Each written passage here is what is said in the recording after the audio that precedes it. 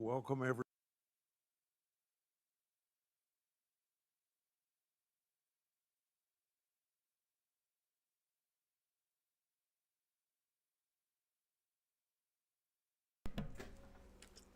Good evening, YouTube. It's been a while. I'm Mrs. Dave the Lawyer, aka Jacqueline Leah, and I was away this past week. I was at our nation's capital, Washington, D.C.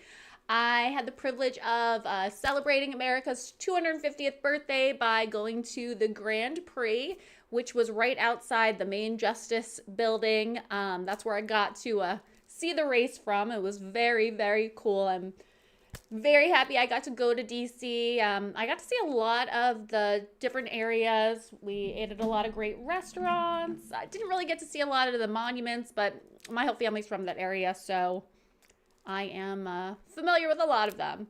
So tonight we are actually going to be restreaming a Senate hearing from July 14th was the original date, and it's all about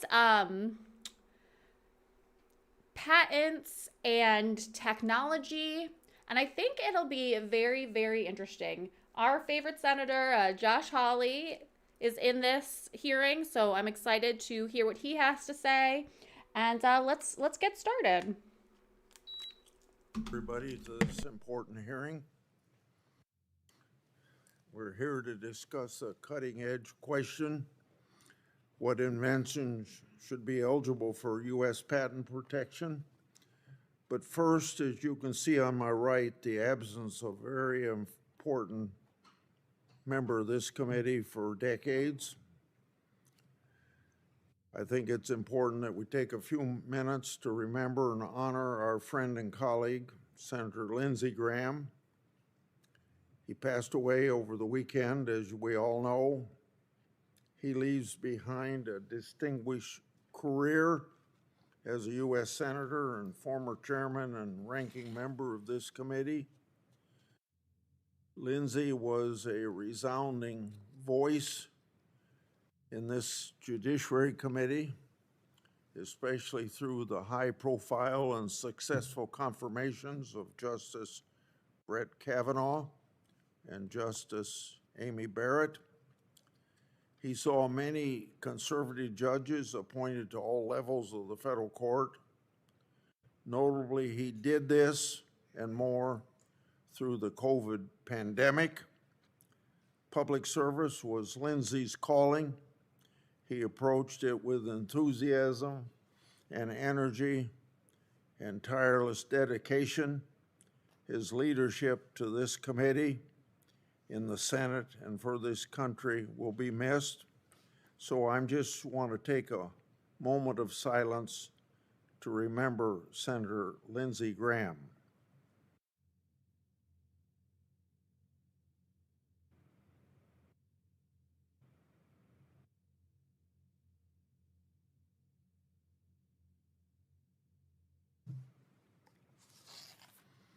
Thank you very much.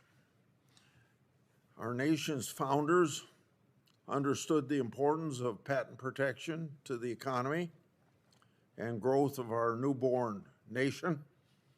They guaranteed this protection in our Constitution, and then at the earliest time in 1790, the first patent law was passed. The task before us today isn't an easy one. Patent eligibility is a multi-layered legal issue with detailed tests and case-by-case rules created by the Supreme Court. This law must be culled and gleaned from many pages of the court's nuanced opinions. Next, we tie in science. All scientists, from genes to machines to artificial intelligence. Then we mix in insatiable human curiosity and boundless creativity.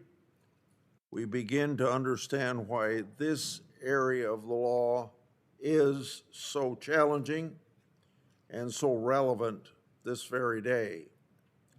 It is rules trying to keep up with scientific development and human imagination. There's much debate about how to deal with this complex patent issue. Senator Tillis has done excellent and diligent work, including holding multiple hearings in the Intellectual Property Subcommittee, and I believe this is the first hearing we're holding on legislation at the full committee level. We may or may not agree on this bill entitled Patent-Eligibility Restoration Act. I don't yet know. Most of us are still studying and trying to understand the bill and the effects it'll have in order to determine what's the best path forward. That's why we're here today, to study and understand this important issue that has had tremendous impact on the well-being of humanity and the success of our economy. We have 4 experts joining us today. Thank you for being here, and others who are submitting written testimony for the record to help us understand this with insights and experience. The stakes couldn't be higher. Our country leads the world in cutting-edge inventions and technology. This momentum fuels our economy and advances our society. It cures diseases and helps us grow enough food to feed people throughout the world. We have a responsibility to Americans to hold this lead and to the world to fulfill our potentials. The question we ask today is how we do maintain this momentum, and while also making sure that all Americans can benefit from these advances. Learning how to strike this balance is why we're holding the hearing today. We'll have a fascinating discussion. Senator Durbin. Thanks, Mr. Chairman. I know this is a meeting of the Senate Judiciary Committee, but something's missing. Lindsey Graham's missing. After all these years of working together with him, his absence is felt personally by so many of us. For 4 years, I chaired this committee. He sat next to me. We were adversaries on many issues and many nominees. You would never have known it if you'd seen us outside this chamber, because we were trusted friends of one another. His word was good.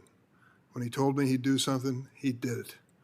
And I tried to keep that same feeling of trust with dealing with him.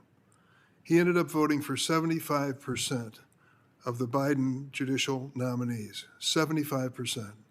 Wasn't easy, but he said from the beginning, I think Republicans have to vote for Democrats and Democrats have to vote for Republicans. That's the way it's always been. I've tried to live at that standard ever since. He was part of something called the Gang of Eight, which is really unique in the history of the Senate. There were literally 4 Democratic senators, myself included, 4 Republican senators, including John McCain and Lindsey, who sat down to rewrite the immigration laws of America, and that's long overdue. Well, we spent months at it, every night after the session, sitting down and going through another section. We finally put it together on a bipartisan basis. Lindsey was a critical element of it, a critical part of that, as were many of the members of my colleagues. And we put it to the floor.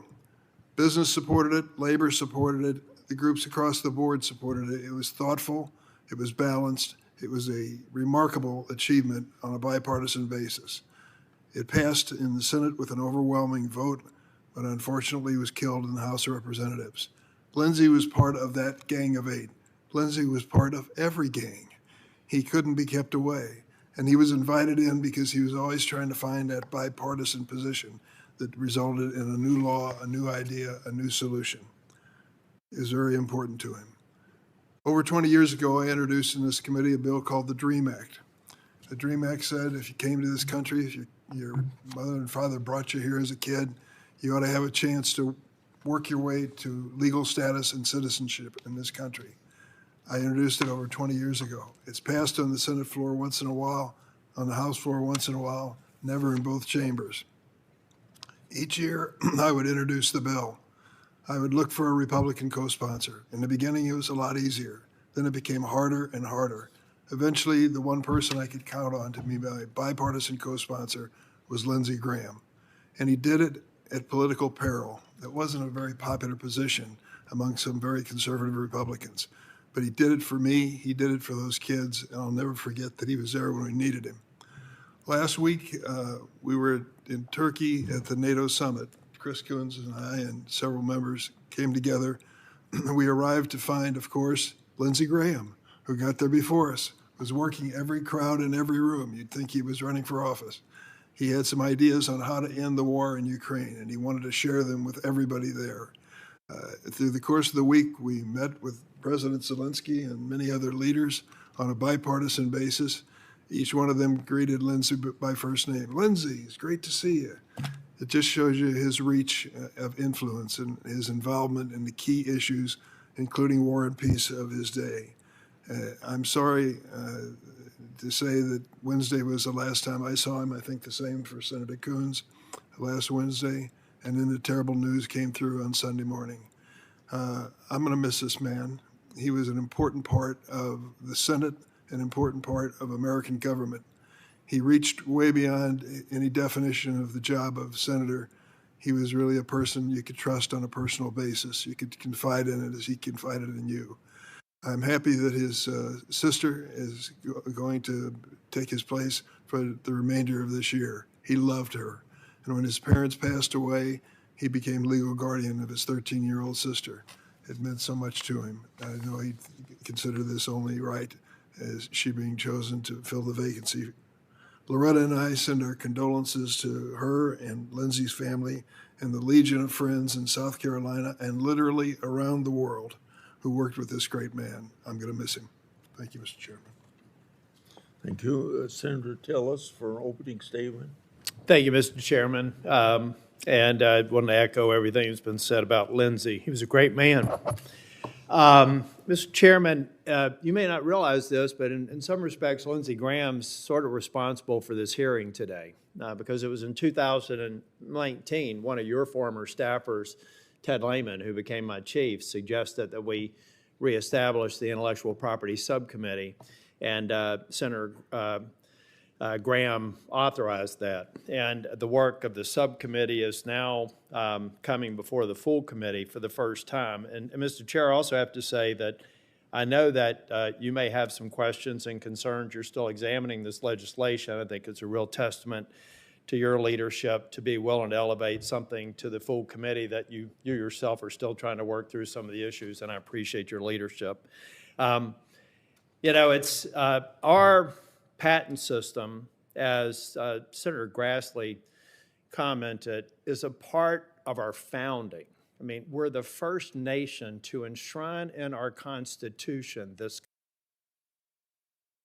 So I just want to say hi to everybody in the chat. Thanks so much for being here. And I want to read a couple comments because this has been going on in the chat, and I think it's important we discuss it. So Airborne wrote, let me get the exact quote. Sorry, I just lost it. But basically talking about Chuck Grassley, who I believe is 92 or 94. But, you know, he's an old man. He's been in the Senate for a long time. Personally, I like him. I think he's pretty coherent for somebody in his 90s. I will say, though, that Mr. Dave isn't the biggest fan. And we've talked about this, and he definitely agrees with you, and I agree as well. You know, even though he's sharp, definitely sharper than Mitch McConnell, maybe we should have age limits for people in government. You know, if you think about it, we do have age restrictions when it comes to certain offices. I think you have to be like at least 35 to be the president of the United States. You have to be a certain age to run for Congress, Senate, and whatnot. But maybe we should also put limitations of how old you can be to still serve in Congress or Senate. Because, to be honest, they definitely take advantage. And I'll give you, like, the best example. That Congresswoman, what was it, Feinstein was her last name? She passed away like a couple of years ago. Dianne Feinstein, I think it was. She, like, literally couldn't make decisions for herself, okay? She was like, I don't know what her exact diagnosis was, but she was old and had maybe Alzheimer's or dementia, like couldn't even wipe her own butt. Her kids were her power of attorney, okay? Because she could not make decisions for herself, okay? She's old, poor lady. She needed to, you know, be in like a home somewhere peaceful. But we allowed her to stay in office, even though she could not make her own decisions. She had to have power of attorney over her because she wasn't all there. Somehow, we allowed her to stay in Congress till the day that poor woman died. What the F? Not cool. Totally not cool, okay?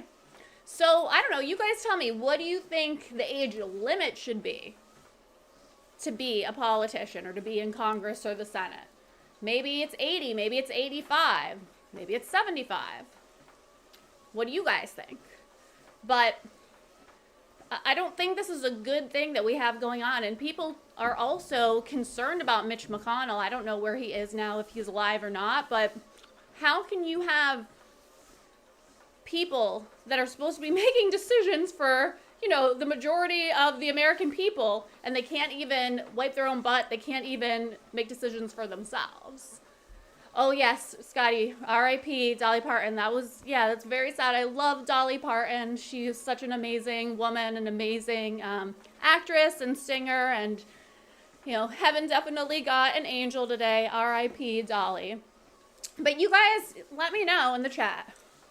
Do you think we need age limits?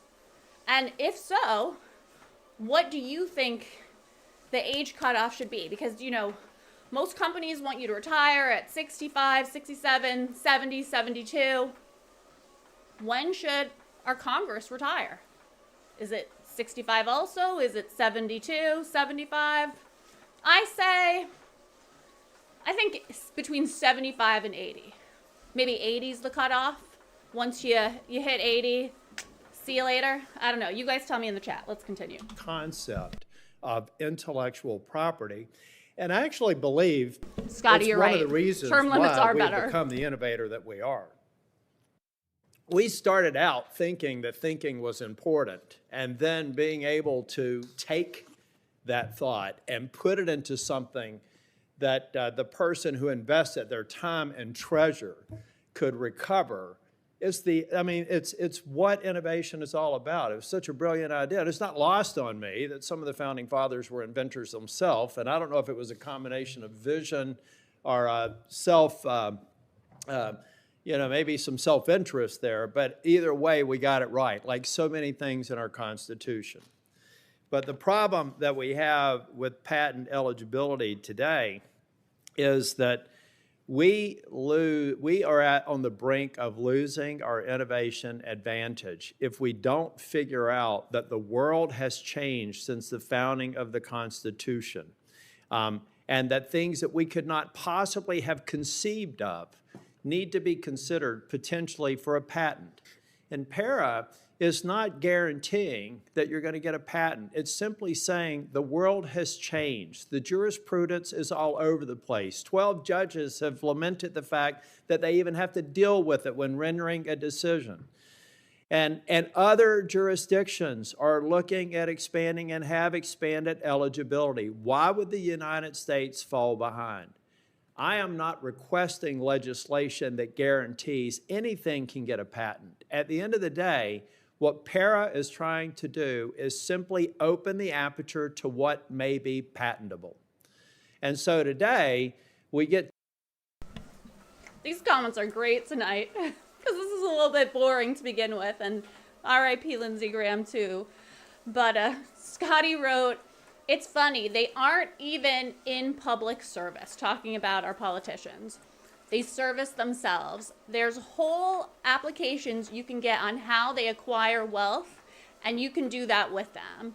And that is very, very true, Scotty. And, you know, that's really the sad thing about our elected governments and politicians at this point. You know, they're supposed to be working for us. It's our tax money that pays their salaries. They're supposed to work for us. They're supposed to do what's in our best interest as the American people. But same thing with the FTC, FCC, FDA, and you guys know how I feel about the FDA now after 3 months of streaming all these hearings. And I feel the same way about the FTC also. But I don't want to say all, because I do think that there are a few congressmen and senators that are probably there for the right reasons and do have integrity, but very few. But a lot of them come into office to enrich themselves. Or maybe, initially they came in to help, and then, corruption just got the best of them, or they just realized they really couldn't do anything to help, and they just play the game and enrich themselves. And you see this all the time. Just look at their tax returns. Just look at their net worths when they first became congressmen and senators compared to, what they have now. I will say something that surprised me, though, because in this stream we're talking about Lindsey Graham. Lindsey Graham did not have a super high net worth, and he was a senator for a long time, like a couple decades, if not more. But I think his net worth was, under $2 million, which is very interesting because you don't really see that. You see, like the Pelosi's of the world, 400 million net worth. She's been in Congress her entire career, but whatever. But the other thing that I think about a lot too, and I'm sure you guys think about as well, especially too, I don't know if anybody has seen that movie, Young Washington. I just watched that last week. It's so good. I definitely recommend watching that. But I grew up learning American history, that the United States exists and was founded on this premise that we Americans came from, England, the United Kingdom, and we were just tired of people that had status taking from everybody else, enriching themselves, and the people or the peasants got nothing for that. They were ruled. But what that meant was they were basically servants or slaves. They didn't have a lot of say, no say whatsoever in politics, really. And it wasn't a fair playing field because in Europe, it was very rare that you could work hard and be successful. Really, people were born into royalty, born into, the status, were married into it. And typically marriages were political and people married for money, married for status. But, if your parents were servants, most likely you were going to be a servant also. And the other thing is, people did not have freedom of speech. You could not say anything negative about the king or the queen. That was treason. You could, be beheaded. And then also, sorry, I lost my train of thought. There's a spider running around down here. It's kind of scary. But you couldn't really raise your status. You were really stuck, and you had to follow the religion of the country. And in some situations, you were persecuted, forced to convert. You just didn't have a lot of autonomy. You didn't have a lot of opportunities. You didn't have freedom. So people came to America, and I think Young Washington does a great job portraying this, but basically, we wanted to be successful because of hard work and merit. And we wanted to be able to say what we want to say and criticize a government if they're not doing the right thing. That's how we got, the First Amendment. We wanted the right to bear arms, 2A. We needed to defend ourselves. We didn't want a royal crown taking away our weapons. So basically, America was founded on the premise that European men and women wanted to found a country where they had more sovereignty over their own lives. And They did not want to be ruled by this small elite ruling class that took their money and was self-serving and did not care about the people's interests. Okay? So that's how America was founded. But if you think about it, it feels like we're back there. We're back 251 years ago in England. That's what America feels like has happened. Yes, you know, capitalism is great. You can still come to this country and be successful. But it just seems like year after year this gets watered down. And it feels like right now we are being ruled by this, you know, elite political class. You know, they're not royalty, but they're like political royalty. And they just make the decisions and just tax us. And let's be real, guys. It's not like one tax. We're getting taxed on tax on tax on tax on tax. Everything is taxed, okay? We pay taxes, enormous amount of taxes. It's not just property taxes or income taxes. We get taxed on everything. It's very, very crazy if you really do a deep dive and think about it. And we don't really know where our money's going. And I say that because our politicians don't really know where our money is going. You know, Doge came in, and a lot of journalists recently have exposed the fact that there's a lot of fraud and abuse and waste in government spending. So our government doesn't even know where our money is going, okay? And we have these politicians, and some of them have been in office for 50 plus years. And they're making decisions, and it really seems like they don't care about the people. They're making decisions to enrich themselves, and some of them get very, very wealthy being in Congress for decades when they're really making, you know, under $200,000 a year. So are we back there? Are we back to, you know, pre-American times? Did we create a situation where we, the people, we don't have the power? We've extinguished our power, and now we have this elite political class that just tells us what to do, and we watch them fight back and forth, but they don't really solve anything. And, you know, one side, the answer to all the problems is just taxing us more. Just taxing us more. I don't know, it feels like that's the situation we're in right now. So I don't know what the solution is. I mean, that's not true. I don't want to say don't know. But something that we all need to think about is we, the citizens, the legal citizens of America, we are, we're a lot more than, you know, the few hundred people we've elected to Congress and the Senate, okay?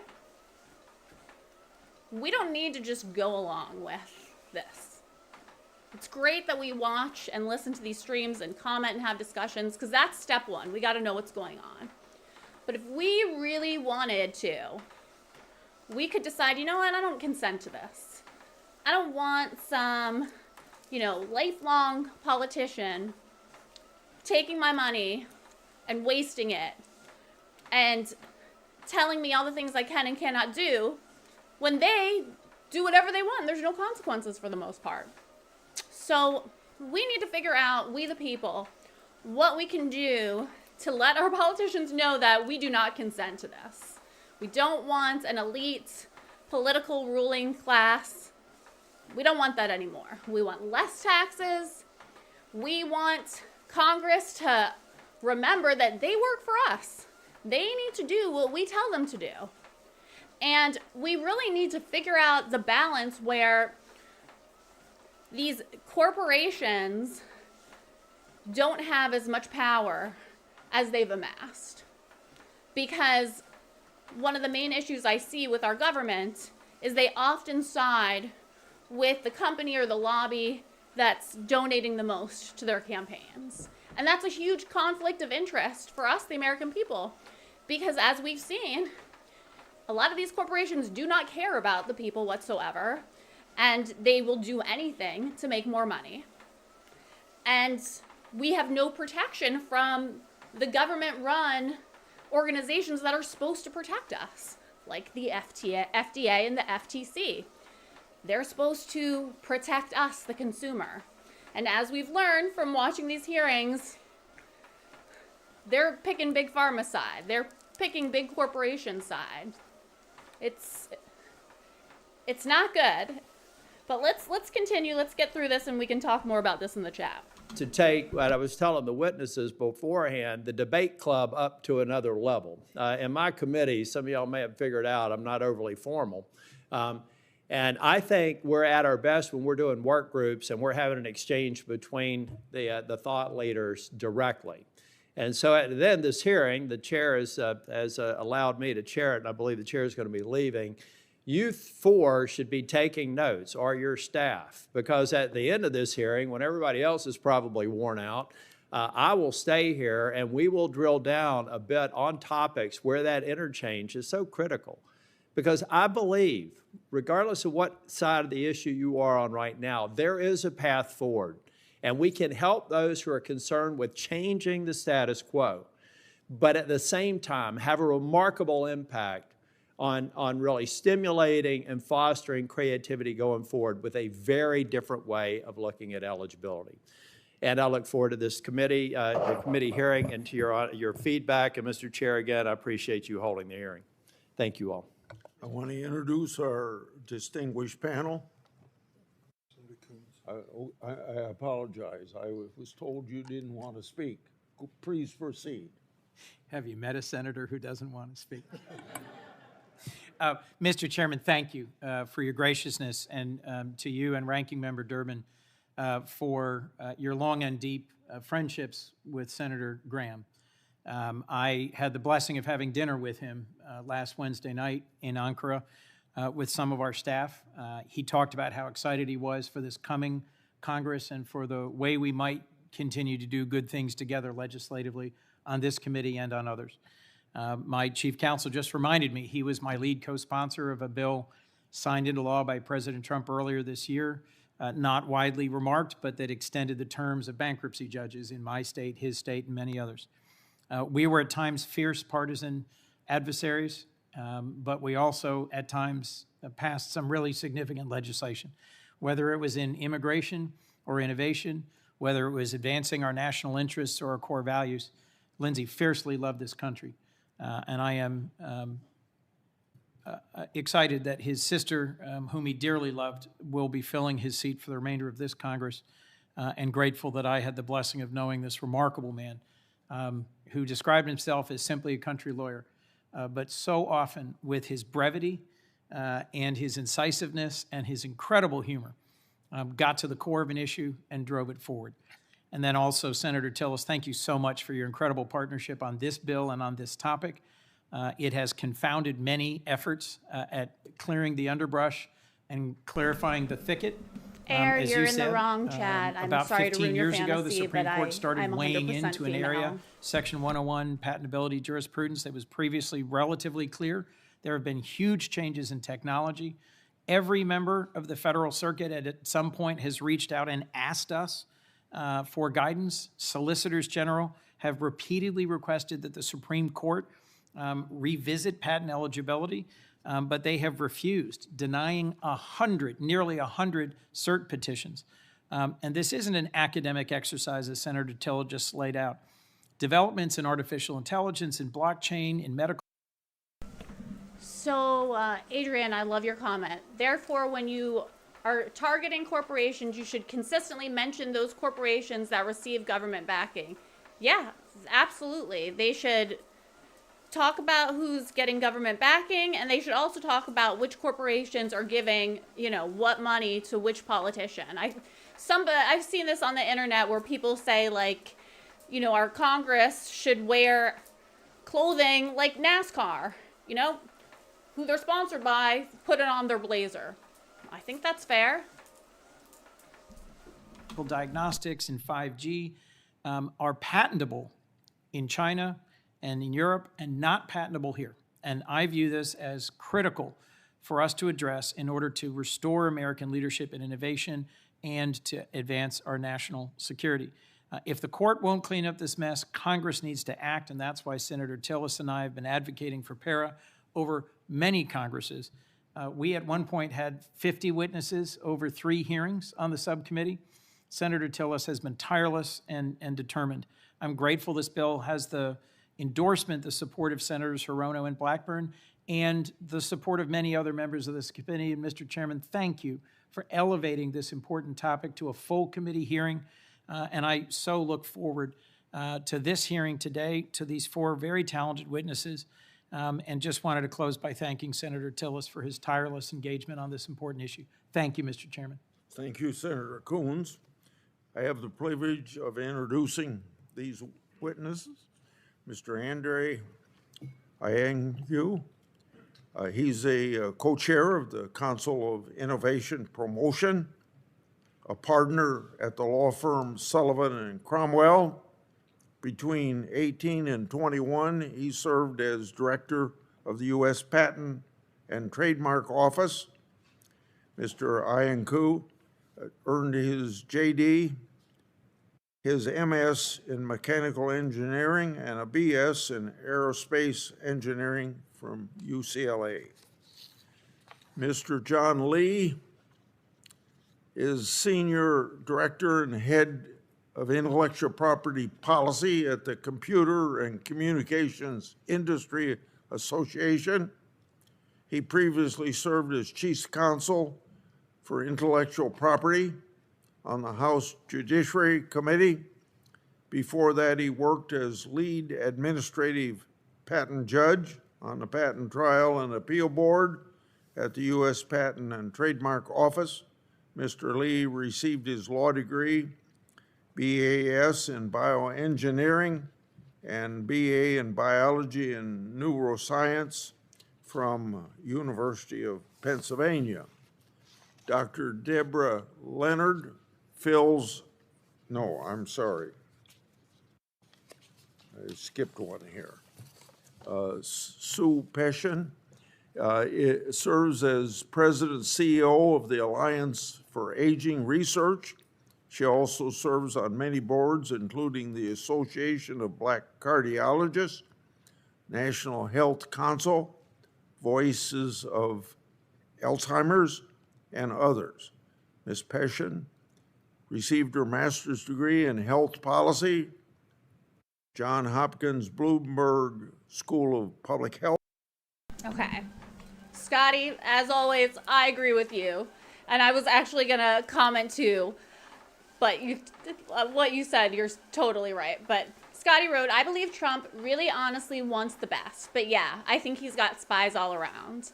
All of you people that are being critical of Mr. Trump, our president, need to be praying for him because it's your future too. And I really do agree with you, Scotty. I have personally met Trump. I've been at a few events with him. I really like Trump. I think he's a very nice person, has very good aura, very good energy. And, you know, I've been a Trump fan for years. Like, I really love The Apprentice, and he's an entertainer, and I think he just is who he is. You know, some people love him, some people hate him, but MSM, mainstream media, has really just gotten out of hand with all the crap that they've put out. But to Scotty's point, I truly believe that Trump wants only good things for this country. He loves America. He's a businessman. He's made a lot of money in America, and he wants to see America grow and be strong and be the best country in the world. I truly believe that is his agenda. But what you guys need to understand is that he has a lot of enemies within his administration and within the government. You know, you have people that have worked in the government for 3, 4, 5, 6 decades, and they like things done a certain way. And they are literally sabotaging Trump any which way they can. And it's just not right. It's really not right. If you guys truly knew all the sabotaging that goes on within our government, especially within our judicial branch, and how so many lawsuits get filed against Trump and the DOJ and different states just to delay things and to make his job harder. And it's not punishing Trump, it's punishing us. Because the majority of America voted for Trump. We wanted Trump to win. We liked what he had to say, and we want certain things done. But they are not happening as fast as they should be because of all the sabotaging and dirty plays that goes on within Washington, D.C. And don't even get me started on the corrupt judges, and it's just like a lot of nonsense, a lot of political theater, but it really is an abuse of our judicial system. And it just hurts us. It just hurts the American people because it's expensive to go back and forth with all the stupid paperwork, but it's also time and energy that is wasted, completely wasted. And again, it just hurts us. It just hurts us. And I don't know what the solution for it is, but I can tell you there's a lot of like dirty tricks and dirty plays that go on in Washington. And it's just sad. If he could just be able to do what he needs to do, our country would like kind of just be like amazing very quickly. But because so much sabotage is happening, it's like we just, I don't know what will happen. I don't know how much he can truly get done with all the crap that goes on behind the scenes. And her bachelor's degree in sociology, Brandeis University. Dr. Deborah Leonard fills out the panel. She currently professor of pathology and laboratory medicine emerita at the Robert Larner. Okay, oh my gosh, like very ignorant comments. Are you an adult? No one's after Trump. Like, you have to be living under a rock if you believe that nobody is after Trump. Like, just go look. Go look at all the lawsuits that have been filed, okay? Like, it's just obstruction of justice. They are after Trump. They don't want him to succeed. And that's just like the tip of the iceberg. Like, we have no idea what really goes on behind the scenes. Like, every effort that he makes, it's a pushback and a struggle. Things that should just easily be able to happen don't. Because of people being against Trump, people after Trump. They don't want him to succeed. I'm not making this up. And I mean, a perfect example of this is just the mainstream media in general. Nothing that Trump does is ever good, according to the media. They pick apart everything that he does. They never compliment him. And they've never done this, and they've never been critical of any other president like they are with Trump. They're obsessed with him. And then what happens is there's a lot of dumb people in this country that just love that dirt and gossip and tea, and they just love to hate Trump. They really do have like Trump derangement syndrome. And you could be talking about something else completely, and one of the trigger words comes in, and they just go all out talking against Trump and blame all of their problems on Trump, and it's ridiculous. And I truly believe that our media has caused this. Absolutely. There are politicians, parties, deep state, a lot of forces that are against Trump and want to hurt Trump. Those are Trump's words coming out of your mouth. No, I'm not. Maybe you should like go on like CIA.gov and actually read about Project Mockingbird, okay? All right, let's continue. MD's College of Medicine. That's at the University of Vermont. She serves as chair of the Department of Pathology and Laboratory Medicine until last year. Dr. Leonard earned her MD degree and her PhD in biochemistry from New York University and her bachelor's degree in biology from Smith's College. Now, before you testify, we have a practice here of swearing people, so would you please stand? Do you swear or affirm that the testimony you're about to give before this committee will be the truth, the whole truth, and nothing but the truth? So help you God. You've all responded in the positive, and so we'll start out with Mr. INQ. Please proceed. Thank you, and Chairman Grassley, Ranking Member Durbin, and members of the committee, thank you for the opportunity to testify today. Before I begin, I want to say that I am heartbroken about Senator Graham's passing. I was very much looking forward to seeing him on the dais today. He chaired this committee when I was PTO director, and I have only fond memories of our meetings. He was gracious, smart, witty, and he loved this country. He was a statesman in the best sense of the word. He fought hard for his beliefs, and he reached across the aisle when it served America's interests. May others follow his lead, and may his memory be a blessing. My message for this hearing is simple. Congress has not meaningfully updated the basic statutory categories defining what kinds of innovations and technology may be patented since 1793. Technology has changed a bit since then. Indeed, it has changed beyond recognition. The statute has not.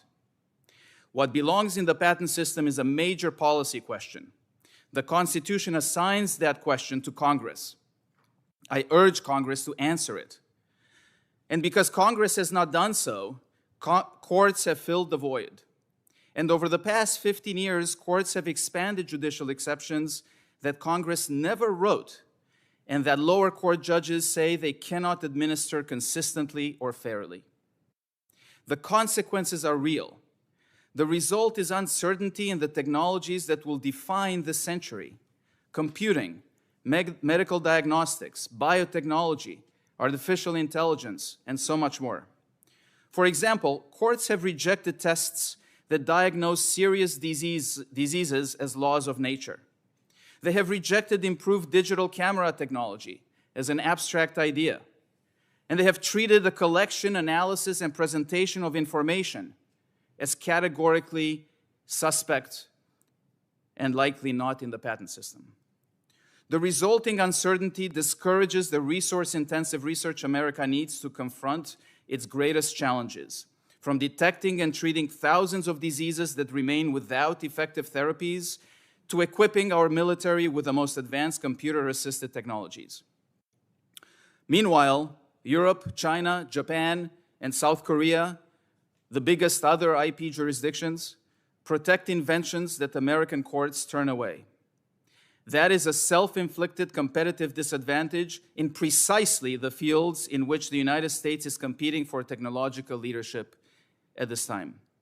The burden falls especially hard on small innovators. Large companies can rely on scale, secrecy, and litigation budgets. For startups and other small businesses, patents may be their principal asset, the foundation for attracting capital, hiring employees, and bringing a product to market. Reliable patent rights also encourage inventors to disclose their breakthroughs rather than keep them secret, allowing others to learn from and build upon them, and they help attract manufacturing and investment to the United States. PARA would restore clarity. It preserves the broad technology-neutral framework that has served the country since 1793, while replacing unpredictable judicial exceptions with a defined list of matter that Congress decides to exclude from the patent system. One clarification is essential, though. The patent laws impose several distinct requirements. Section 101 asks only a threshold question. Is this the kind of technology the patent system may protect? Other provisions determine whether the invention is new, non-obvious, and adequately disclosed. Eligibility is not patentability. Passing through the gate does not guarantee a patent. PARA is only about eligibility and leaves the patentability standards unchanged. The American patent system is a powerful engine of investment and growth, but only when its rules are clear, predictable, and properly balanced. Today, at the threshold, they are not. Congress should decide what belongs in the patent system and give American innovators the confidence to invest, to build, to disclose, and to keep the next generation of breakthroughs here at home. Thank you, and I look forward to your questions.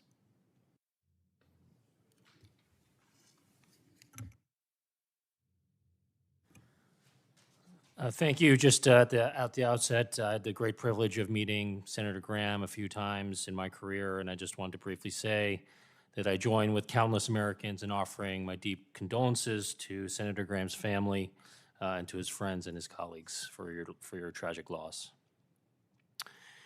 Chairman Grassley, Ranking Member Durbin, members of the committee. My name is John Lee, and I'm the Senior Director and Head of IP Policy at the Computer and Communications Industry Association. Our members include some of the most innovative and prolific patent owners in the world, and they depend on a strong, balanced patent system to support innovation, protect IP, and encourage economic growth. It's a great privilege to be invited to testify here today, and I appreciate this opportunity to share our insights on this important topic. In my opening remarks, I'd like to focus on three key points: predictability, innovation, and protection. First, predictability.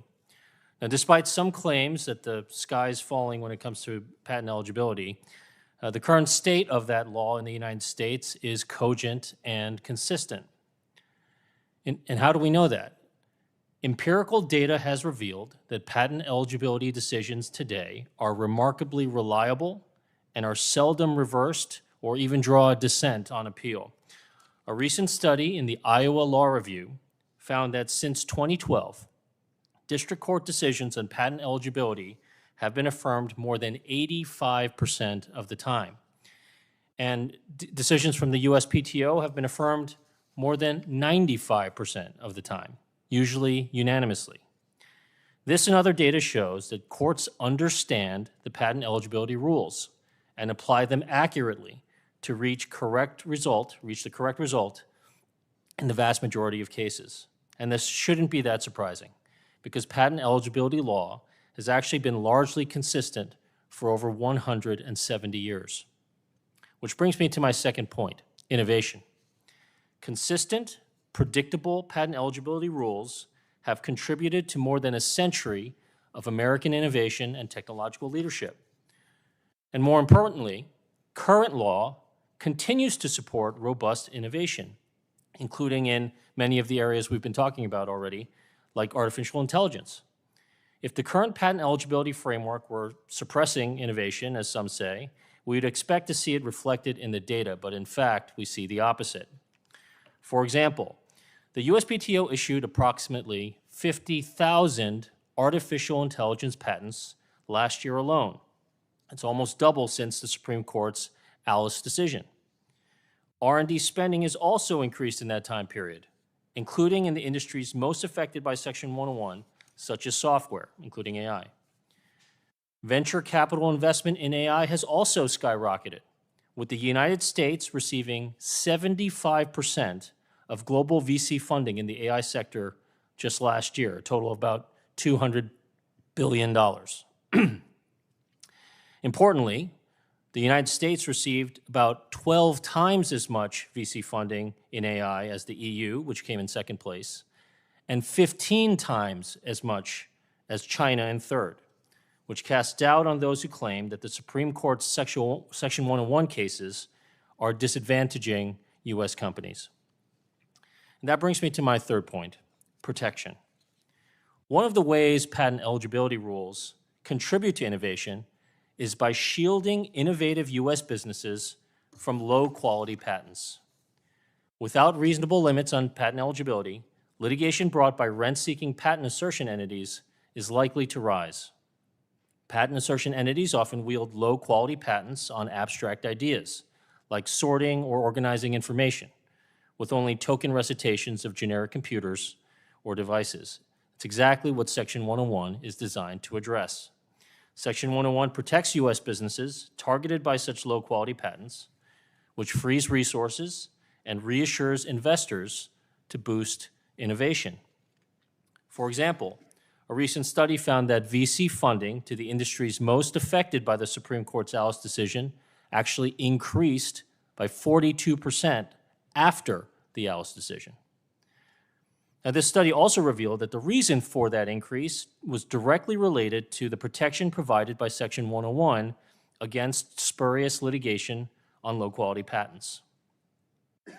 In closing, we are living through one of the most consequential periods of technological advancement in our nation's history, with American leadership in areas like artificial intelligence, biotechnology, and advanced computing reshaping our economy, society, and the world.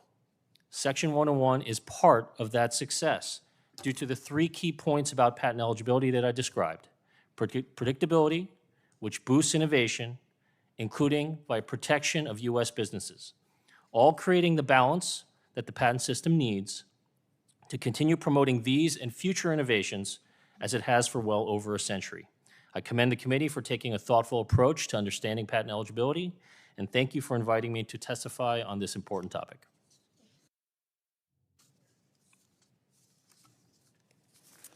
Chairman Grassley, Ranking Member Durbin, and members of the committee, thank you so much for the opportunity to be here. Before I get started, I also want to join others in saying I'm deeply sorry for the loss of your longtime colleague and friend, Senator Graham. And Senator Durbin, thank you for sharing your personal stories. My name is Sue Peshin, and I serve as President and CEO of the Alliance for Aging.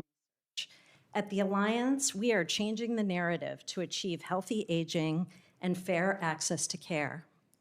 Personally, I'm also a family caregiver to my mom, who is 85 and lives with kidney disease, arthritis, and dementia. Today's hearing is not an abstract policy debate for older patients and family caregivers like me. This is about lives, choices, and hope. It's important to understand why passage of the Bipartisan Patent Eligibility Restoration Act, or PARA, has become urgent. For 15 years, the U.S. patent system has struck down thousands of patents and failed to protect some of the most transformative innovations in diagnostics, not because they weren't new or useful, but because a series of Supreme Court rulings created confusion when broadening patent ineligibility and invalidation. The problem is especially severe in medical diagnostics. The Supreme Court's expanded exceptions for laws of nature, natural phenomena, and abstract ideas have made many diagnostic inventions ineligible for patents. As a result, the Patent Office often rejects applications for methods that detect disease, measure biomarkers, or convert biological discoveries into practical clinical tools. A 2022 study in the Washington and Lee Law Review found that within only 4 years after one of the key cases, investments in diagnostics fell more than $9 billion short of what it otherwise would have been. The cost of lost diagnoses for families is why the Alliance for Aging Research strongly supports PARA. The bill would restore clarity to the eligibility section of the Patent Act so that inventors of medical discoveries can reliably make their way from the lab to doctors and their patients. And I want to note that patent eligibility doesn't guarantee patent approval. It just lets the Patent Office consider an invention. Without patent protection, many of these tests are never developed or they sit on a shelf. One of the clearest examples is in Ariosa Diagnostics versus Sequenom.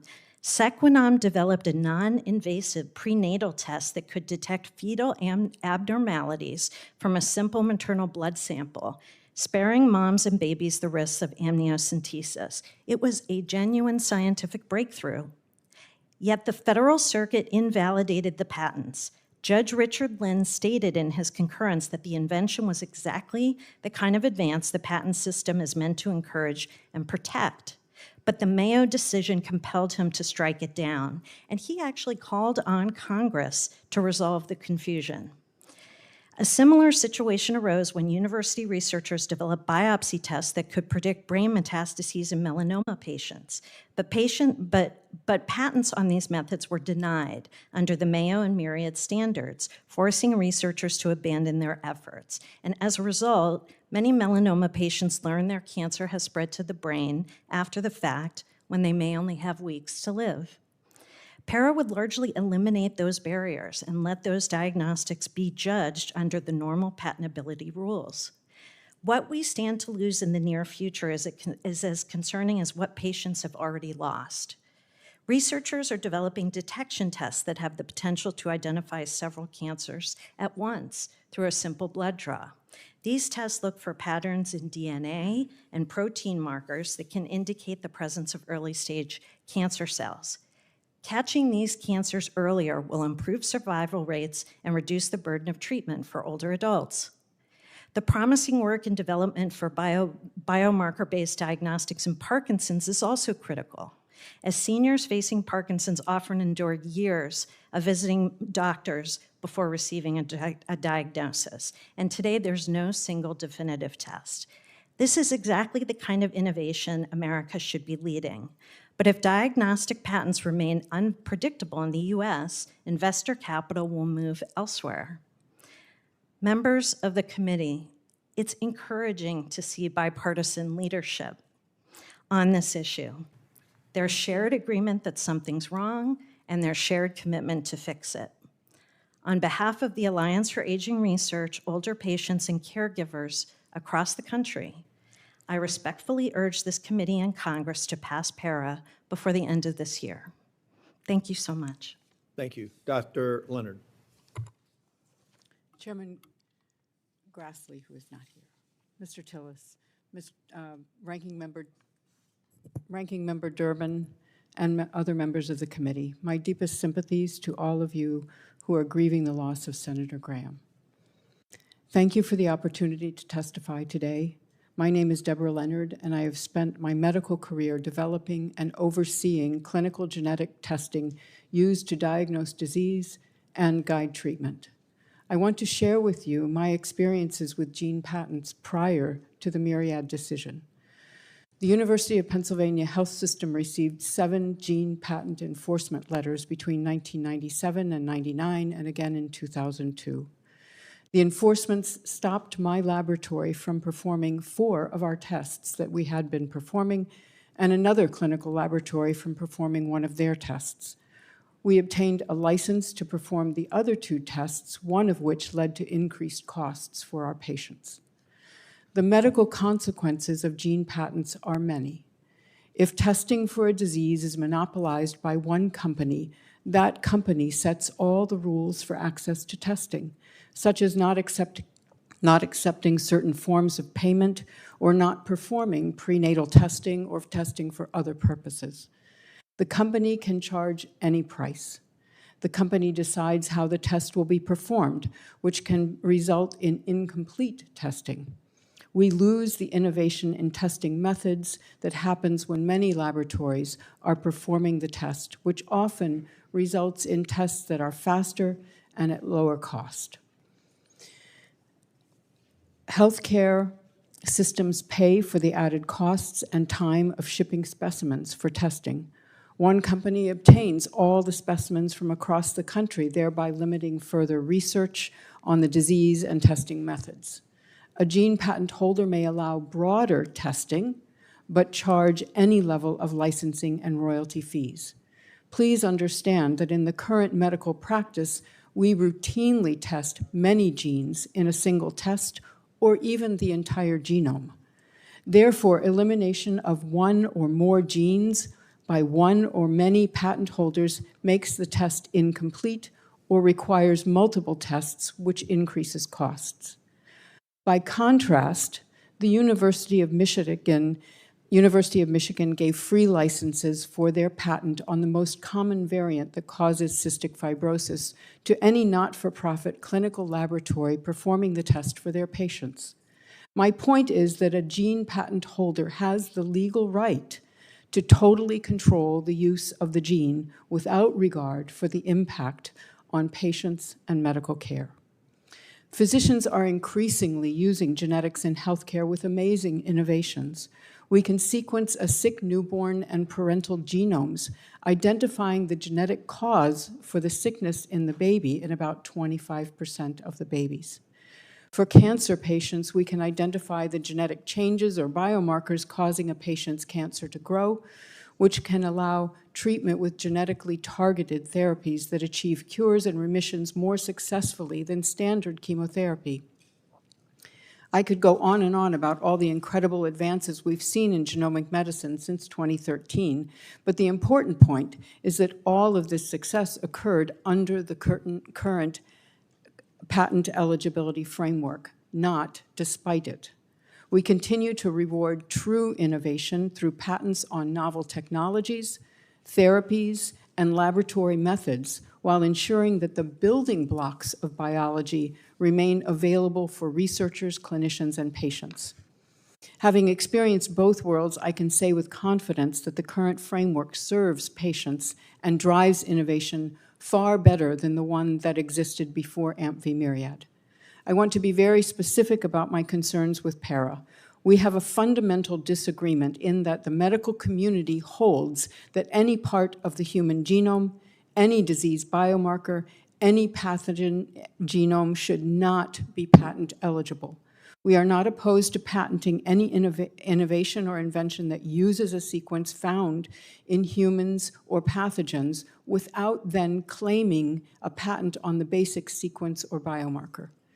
These foundational building blocks needed for medical care should remain available for everyone for innovation and invention.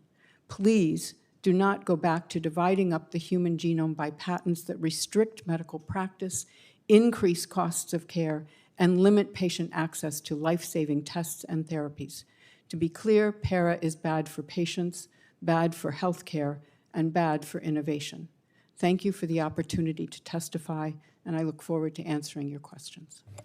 Thank you, Dr. Leonard. I noted during the opening statements there was a lot of note-taking, so I'm looking forward to the debate round that'll end after my other colleagues have had a chance to ask questions. Real quick one from each of you. Do you believe that the court, specifically the Supreme Court, have turned Section 101 from a historically coarse filter to a fine filter? Dr. Iancu? Well, first of all, thank you for the elevation to be a doctor. Appreciate You should be. I've known you appreciate for the years. honorary degree. Got a doctor on the back end, sorry. Yes, I believe. I meant to say director, by the way. Yes, thank you. Yes, Senator, I do believe that that's exactly what the Supreme Court has done. And Mr. Lee? Thank you for the question, Senator. Respectfully, I don't think that's the case. I think the Supreme Court's recent cases in Section 101 have been mischaracterized a bit. I think they're, generally speaking, procedural. They describe a process in which you conduct a Section 101 inquiry, but that the substance of the inquiry is consistent with it. I got a yes and a 170 no. years. We'll get back to that in the debate round. Ms. Peshin? Yes. Dr. Leonard? No. Director Iancu, when you were, I did say director that time. At your time at the PTO, you issued guidance around Section 101, and I felt like the guidance did a lot of good. Certainly instructed some of our thinking. But guidance alone is not going to get the job done, right? Tell us why. Well, given the separation of powers, obviously courts are not bound by administration guidance. They do what they think is right, independent of what the administration says, and in fact, that's what they've done. I will say that that the guidance has indeed done a lot of good at the PTO and the practice before the PTO. What the guidance did, the 2019 guidance, what it did is it took the body of law that the Supreme Court and the Federal Circuit has created in this area and synthesized it in a way that examiners and applicants can understand and follow a very specific process. And the result has been in the 1 year immediately following the guidance that the consistency of decisions in this area went up by 44%. And as Mr. Lee noted earlier, the Federal Circuit affirms over 95% of decisions in this area from the PTO. So therefore, the guidance basically follows the law given by the courts. 2 points are important here. There's 2 problems with the court's jurisprudence here. Number one, it's substantive. The courts have taken upon themselves to exclude from patentability major areas of technology without Congress ever saying it should do that. It's excluding, for example, the medical diagnostics, and, for example, it's excluding the analysis of heavy-duty analysis, a technological analysis of information and data. There's other examples. If there is some exclusions of major areas of technologies that are to be done, this Congress needs to debate that and make that decision for the country. That's a substantive problem. There is a procedural problem. By the way, the substantive problem Congress needs to fix. There is a procedural problem, which is that the courts have created an inconsistent framework that is difficult to follow and predict in the court system itself. That problem is solvable by the administration for processes in front of it, like we did with the 2019 guidance. And we solved the inconsistency problem. Courts could do the same thing if they wanted to.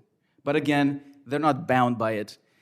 What PARA does, it addresses the substantive problem and the procedural problem, and it would do a lot of good that way. I'm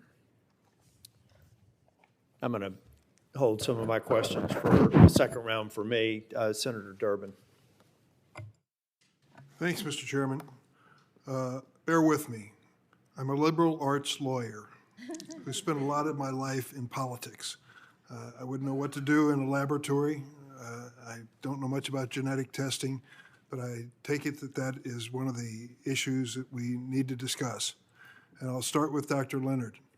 When I read that the Supreme Court has said law that when it comes to striking down patents on human genes and on abstract ideas, laws of nature, natural phenomena, and abstract ideas are not patentable.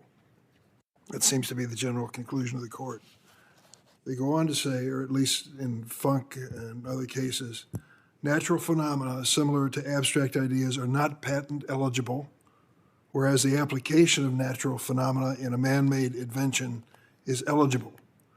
Dr. Leonard, what you described was genetic testing, and you are saying that some entities believe they have a patentable right to forms of genetic testing to the exclusion of other people who want to use it. Is that correct? Yes. And why is that a problem? The wording in para is such that a gene is protected as long as it remains in your body, in my body, in Mr. Tillis's body. However, as soon as you purify or enrich a gene, then it is patent eligible. I can't tell the difference in the laboratory from the genes in your body and the genes that I make in a test tube. They are identical. So basically, by saying when you make copies of a gene, you are changing that gene, you're not really. And you are controlling the medical use of essential information for caring for patients. So the basic building blocks, DNA, when I have a patient who has a mutation in a gene, that mutation exists in that patient. I simply read it. It is a discovery. It is an uncovering of what exists in a patient. It is not an invention or an innovation and should not be patent eligible. So I have no problems with new testing methods, new sequencing instruments, new long-range sequencing, which you don't know what that means, but would be highly innovative and hasn't yet reached the clinical market. So all I am asking is that those basic building blocks be not controlled by any patent holder. They can use those sequences in a patent, but then that sequence is still open for anyone to use for further invention, innovation, competition, which in medicine is so important for controlling costs, for getting better therapies, better diagnostic tests. That's what I'm asking for. Mr. Lee, when I was a kid, people were scared to death of polio. We have a colleague who's now suffering from some long-term issues he's had with polio, and many of us knew personal stories. Along comes Jonas Salk with a vaccine. I didn't care for the shot in the arm, but my mom was finally relieved, and I realized later how important it was in my life. Dr. Salk said at the end of the day, I'm not going to patent this vaccine. I want everybody to have it. I think it's important for public health. When I listen to Dr. Leonard, I hear her saying my research is going to be restricted by the patent rights others are claiming. Do you feel the same? That certainly can occur depending on how the patent is scoped and depending on how you look at Section 101.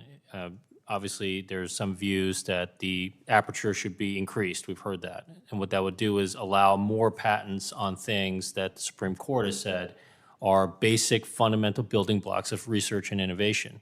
The laws of nature, mathematical relationships that exist, these are things that are part of the storehouse of knowledge for all men, is what the Supreme Court has said. And because of that, those things have been restricted from patenting by the Supreme Court's Section 101 law. If that is changed and more of that material is allowed to be patented and thus owned exclusively by one patent owner, then it's going to be much harder to use those building blocks for further innovation. Are you agreeing with Dr. Leonard? I am agreeing with Dr. Leonard. So you're opposed to the bill that's pending as written? I think PURA has its issues and certainly could use some refinement to make sure that some of these dangers don't happen. Thank you, Mr. Chairman. Senator Durbin, could I clarify? Sure. I am not talking about research. I am talking about medical care for patients. I see. Thank you. Senator Blackburn. Thank you, Mr. Chairman, and thank you to each of you. When I talk with Tennesseans, they want to make certain that we stay on the cutting edge when it comes to medical innovation and utilization of healthcare technologies. And Dr. Leonard, as you were just mentioning, talking about patient care and making certain that that care is available to Tennesseans. Director, let me come to you, and thank you for the work that you were doing.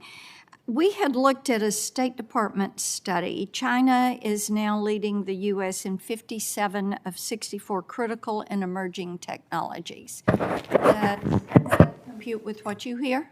Yes, indeed. And in this, they're also leading in AI. Is that accurate? My personal understanding is that with respect to AI is a very broad field. Many different technologies within it. They are leading in many of them, and they're neck and neck with us in others. And I believe that if we don't do something about our patent system here in the United States, we will eventually lose that race. Well, Senator Welch and I have been on this issue of protecting intellectual property and making certain that we rein in the virtual space. We've been working on that since we were each over in the House. And we have legislation, the Leadership in Critical and Emerging Technologies Act, which would expedite patent exams for AI, semiconductor, quantum computing. So you've just touched on this. How would resolving this uncertainty that really surrounds these emerging technologies and the patent system, how would that strengthen our ability for keeping that innovation U.S.-based? Yeah, thank you, Senator. Great question here and a bunch of issues. First of all, for the United States as a free market economy to maximize its innovation output, it needs reliable intellectual property laws that apply in a predictable way to the entire scope of technology. Right now, there are major areas of technology that are basically not eligible for patent, okay? Medical diagnostics we've discussed, but a lot of information-based technologies. And we live in the information age. and courts took upon themselves to effectively exclude from the patent system the technological processing of massive amounts of data in innovative ways. That's another example. Without that, we will have some innovation here, and we do. And there is investment in innovation, some of it, and we do have that. But if we want for the United States to maximize its potential, the only way to do that reliably in a free market economy is through intellectual property laws, which our founders understood from the very beginning. And without that, we already have fallen behind China, as you have indicated, Senator, but imminently we will fall far behind, and it will be very difficult to catch up for the rest of the century. Let me ask you this, just following on to this and para, Section 101 of the Patent Act, the Supreme Court has refused to revisit that. Why do you think para is the appropriate solution to bring some clarity, some continuity, and some confidence to that issue? Because only Congress can do that through statute. The Constitution empowers Congress to define the patent laws, and Section 101, for all practical purposes, was written in 1793. The 4 categories of patentability were written when Jefferson and Madison were writing laws in 1793. Congress has not changed the categories of patentability effectively since then, and courts are having a difficult time figuring out how to apply an 18th century statute to 21st century law. And I just want to emphasize how important this is for the United States. Yes, we will have a Dr. Salk every now and then inventing unbelievable technologies and dedicating that to the public. And people can choose to do that as they wish. But for the United States, if we want investment and innovation at scale, they can compete with a very determined China and others. We need reliable intellectual property laws. And para does that. Yes. And do you agree that denying patent protection for AI innovations effectively forfeits American excellence and leadership to our competitors? I very much do that. And more than that, Senator, what it does is, in addition to that, it concentrates technology in the big and established corporations. It allows the big to get bigger, and it also pushes development towards trade secrecy. And if anything, we want more transparency in artificial intelligence development, not less. And the patent system, a patent means to lay open. That's what the word patent means. Mm-hmm. The patent system encourages public disclosures. For all of those reasons. Oh my God, I think this is maybe one of the dumbest chats in all the history of my streams. We have extremely ridiculous people in here just saying the dumbest stuff over and over. King Beast 12, you like win the award for like, I don't even know what award you would win, but literally everything that you have said has been the opposite. I'm only letting you stay in this chat because literally every comment you made is the opposite. Your opinions are like you are living in a completely different reality. It's very, very interesting.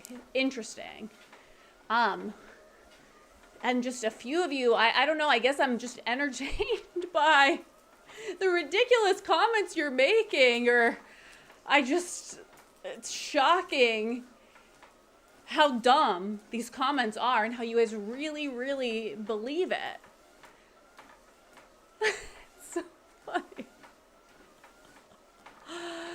So, have you guys learned anything from this stream? Like, are you learning about patent laws? Like, going back and forth, like,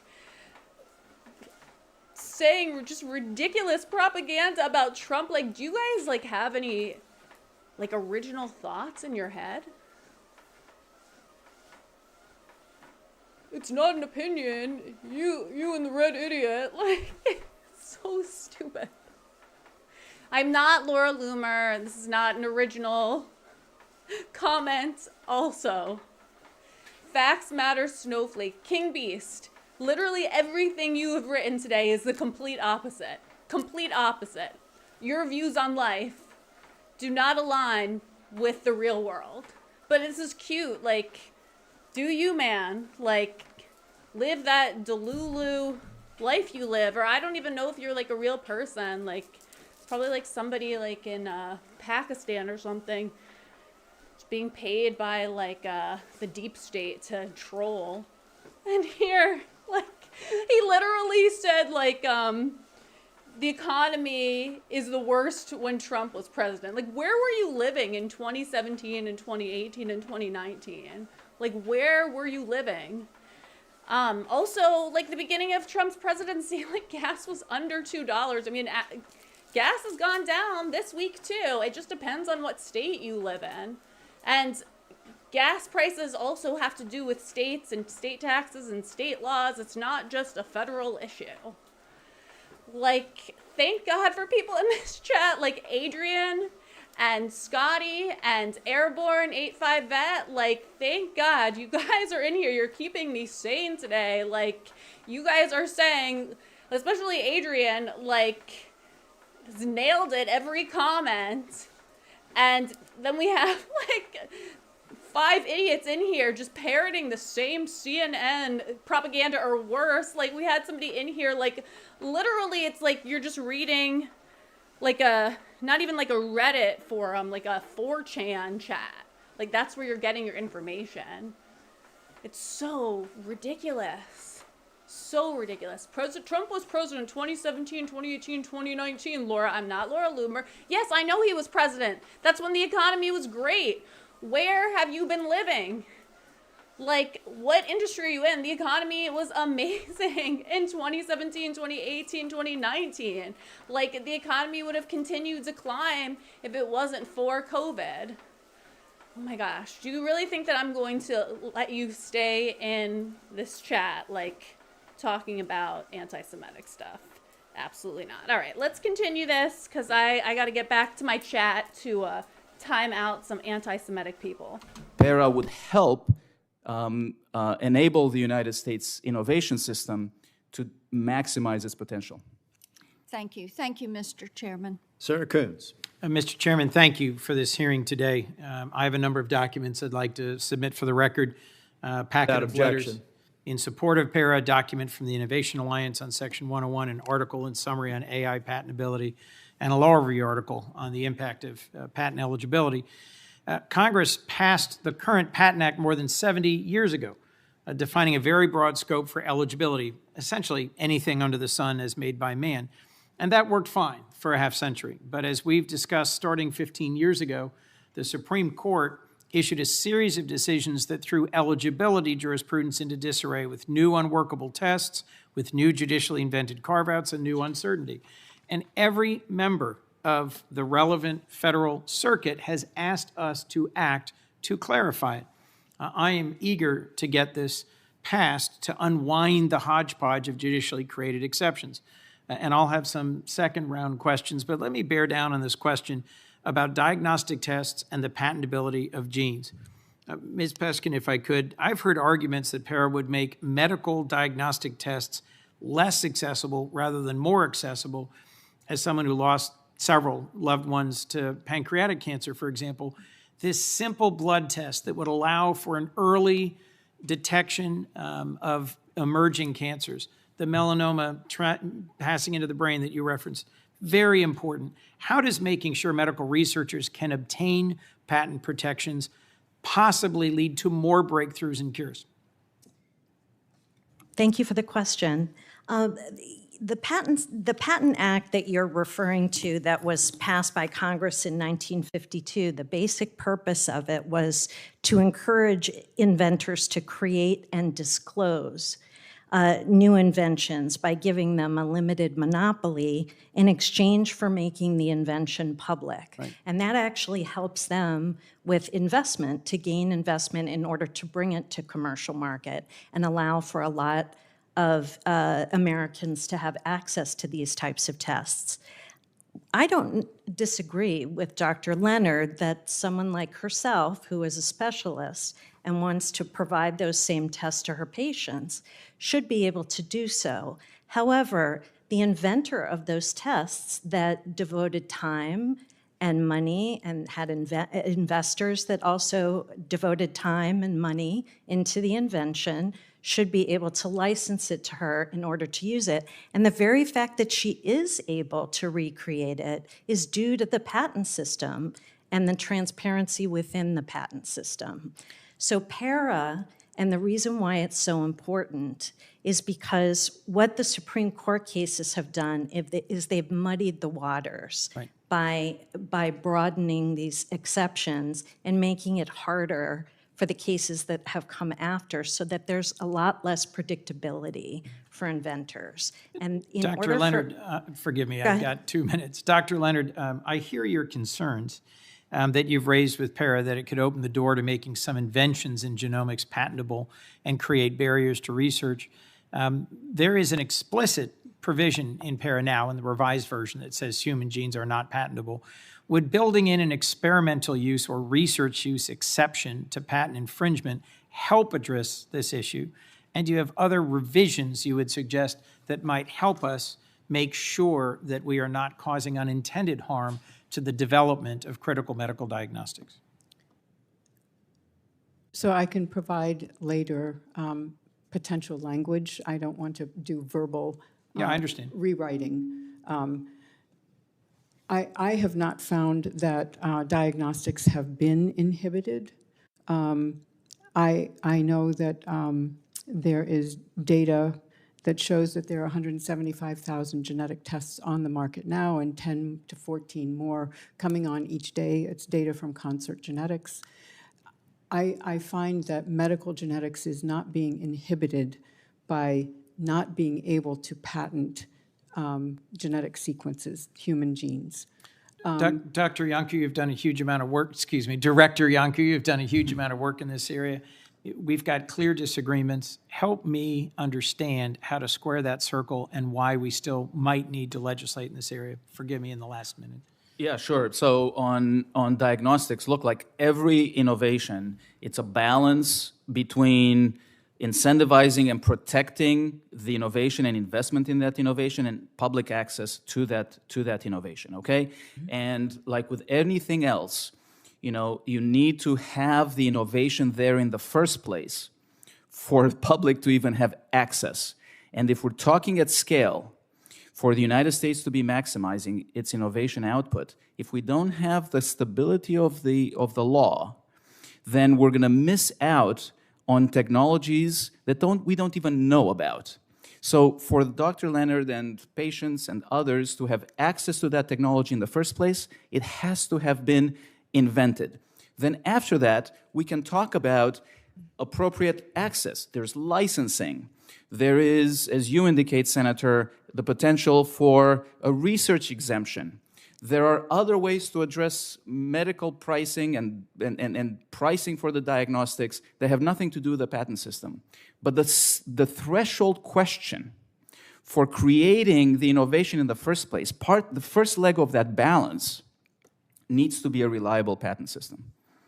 And you said in passing earlier, but it bears repeating for folks who don't spend their lives on this, a company has a choice between keeping something secret, protecting it as a trade secret, or publishing it for the world, laying it open as a patent. And that choice is in part driven by whether or not there is predictability in patent eligibility jurisprudence. Is that correct? That's absolutely right. And there is lots of evidence that since the Supreme Court, recent Supreme Court cases, Alice, Mayo, and so on, there has been a push towards secrecy, both for diagnostics, also for certain AI types of technologies that Senator Blackburn was asking about.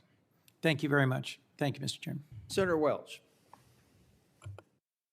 Thank you very much. You know, the conflict here is, number one, should you get a patent on something you didn't invent, which is a gene? The patent system, as I understand it, has never been used to grant that And then number two, there's a real debate here about whether a patent system would actually stifle innovation or enhance innovation. I'm sorry, I want to make sure I pronounce your name right. Yanku. Yanku, okay, thank you very much. We have enormous experience here with patent holders abusing the patent system. They create patent thickets, they fight every rule, and they sue people who are coming on. And there's just overwhelming evidence that while I'm a strong supporter of the patent system, I'm well aware of the abuse of the patent system. And you said that there are ways which some of these could be worked out. And let me just say to you, let me know what they are, because I want to stop the patent abuses that are out there. Dr. Leonard, I want to go back to you. I thought you made a very good distinction here between something that's naturally occurring and where to do the research that should be available to researchers without having to pay a fee. And you also were on the receiving end of cease and desist, or I guess letters that it stopped research midway. I mean, just respond to this distinction that you're making about how this legislation, in your view, would interfere with innovation in patient care. So to be clear, I was stopped from doing clinical testing for patients. My research was not stopped. So we had to stop doing 4 tests, the 5th one by Haig Kazazian, who was also at the University of Pennsylvania. I think what is not understood is that as a pathologist, I can develop and validate genetic tests in my clinical laboratory that is CLIA certified and perform that for patients. I don't need a patent. I don't have to license patents because the genes that I'm testing are not patentable now. And that is what will stop.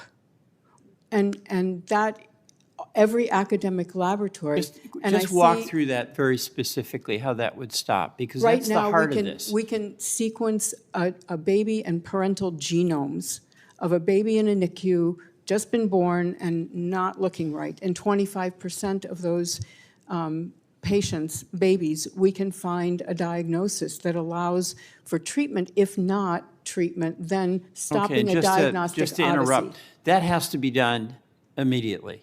Yes. In fact, it's better if it's done prenatally, but it's often done immediately.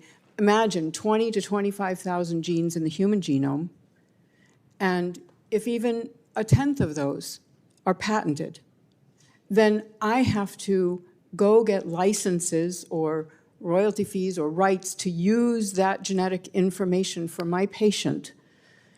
And I became a physician to practice medicine, not to practice law. And that's what it became at the University of Pennsylvania because of genetic sequences that were patented. We didn't need the patents for protection. Companies do. And to go back to Mr. Coons with pancreatic cancer, we now, for the first time at ASCO, an oncology meeting, have a treatment for pancreatic cancer that lengthens life.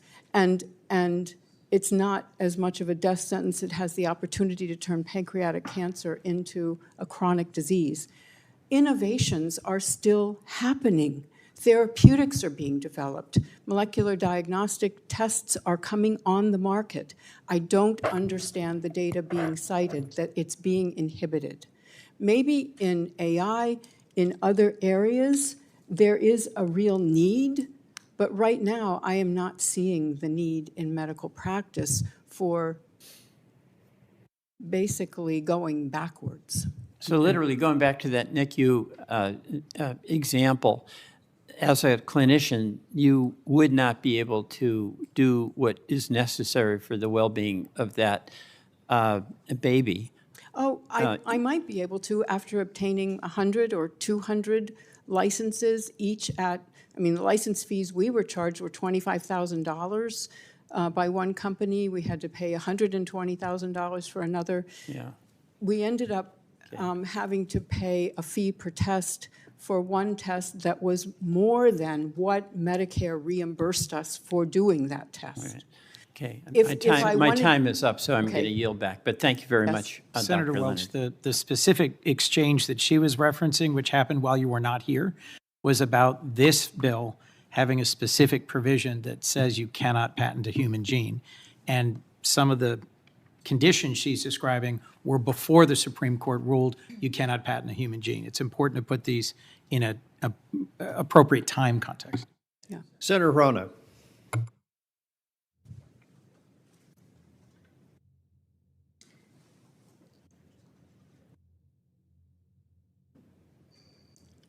May I say something in response to the last Was exchange? before me, We'll get but to that in the debate round. can you clarify for me? Senator Rono, you were here first, but Senator Blumenthal, would you defer?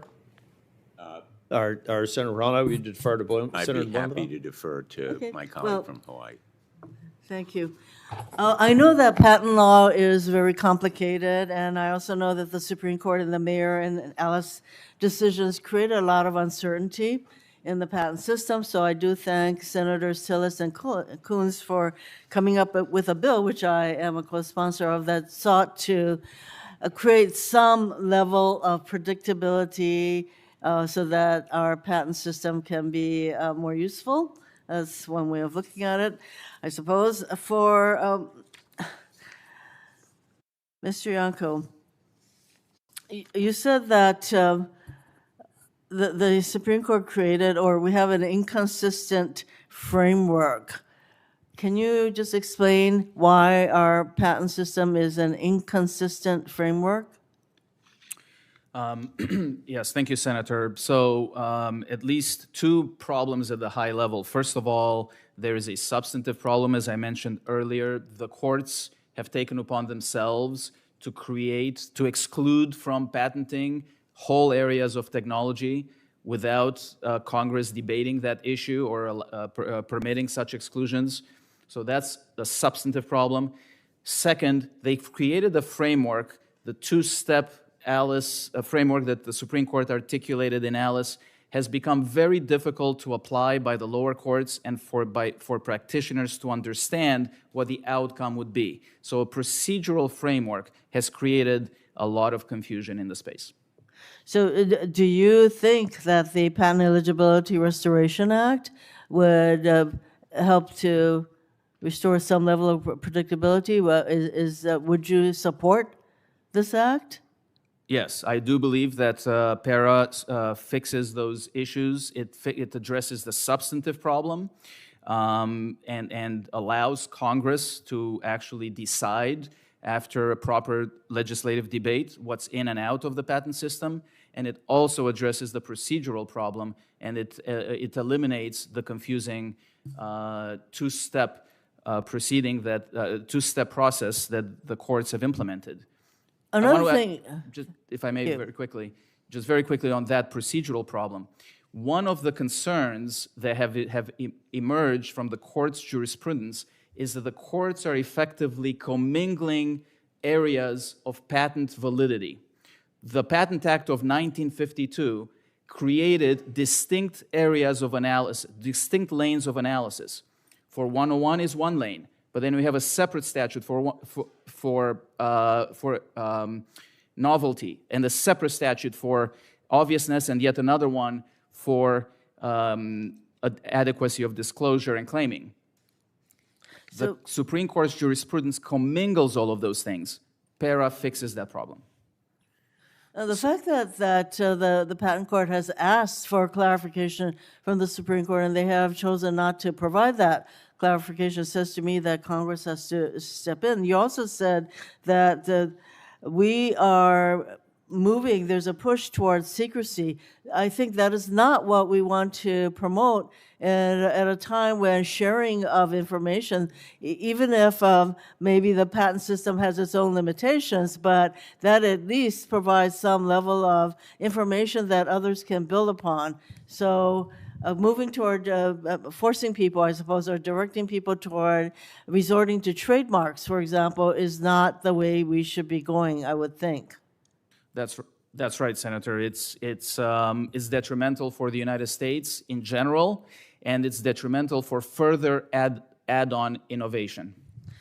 So I note that, Dr. Leonard, you testified that you are not, I think I note, that you are not supportive of patents because of your own experience. Oh, no, no. Can you speak into the mic, please? I can barely hear you.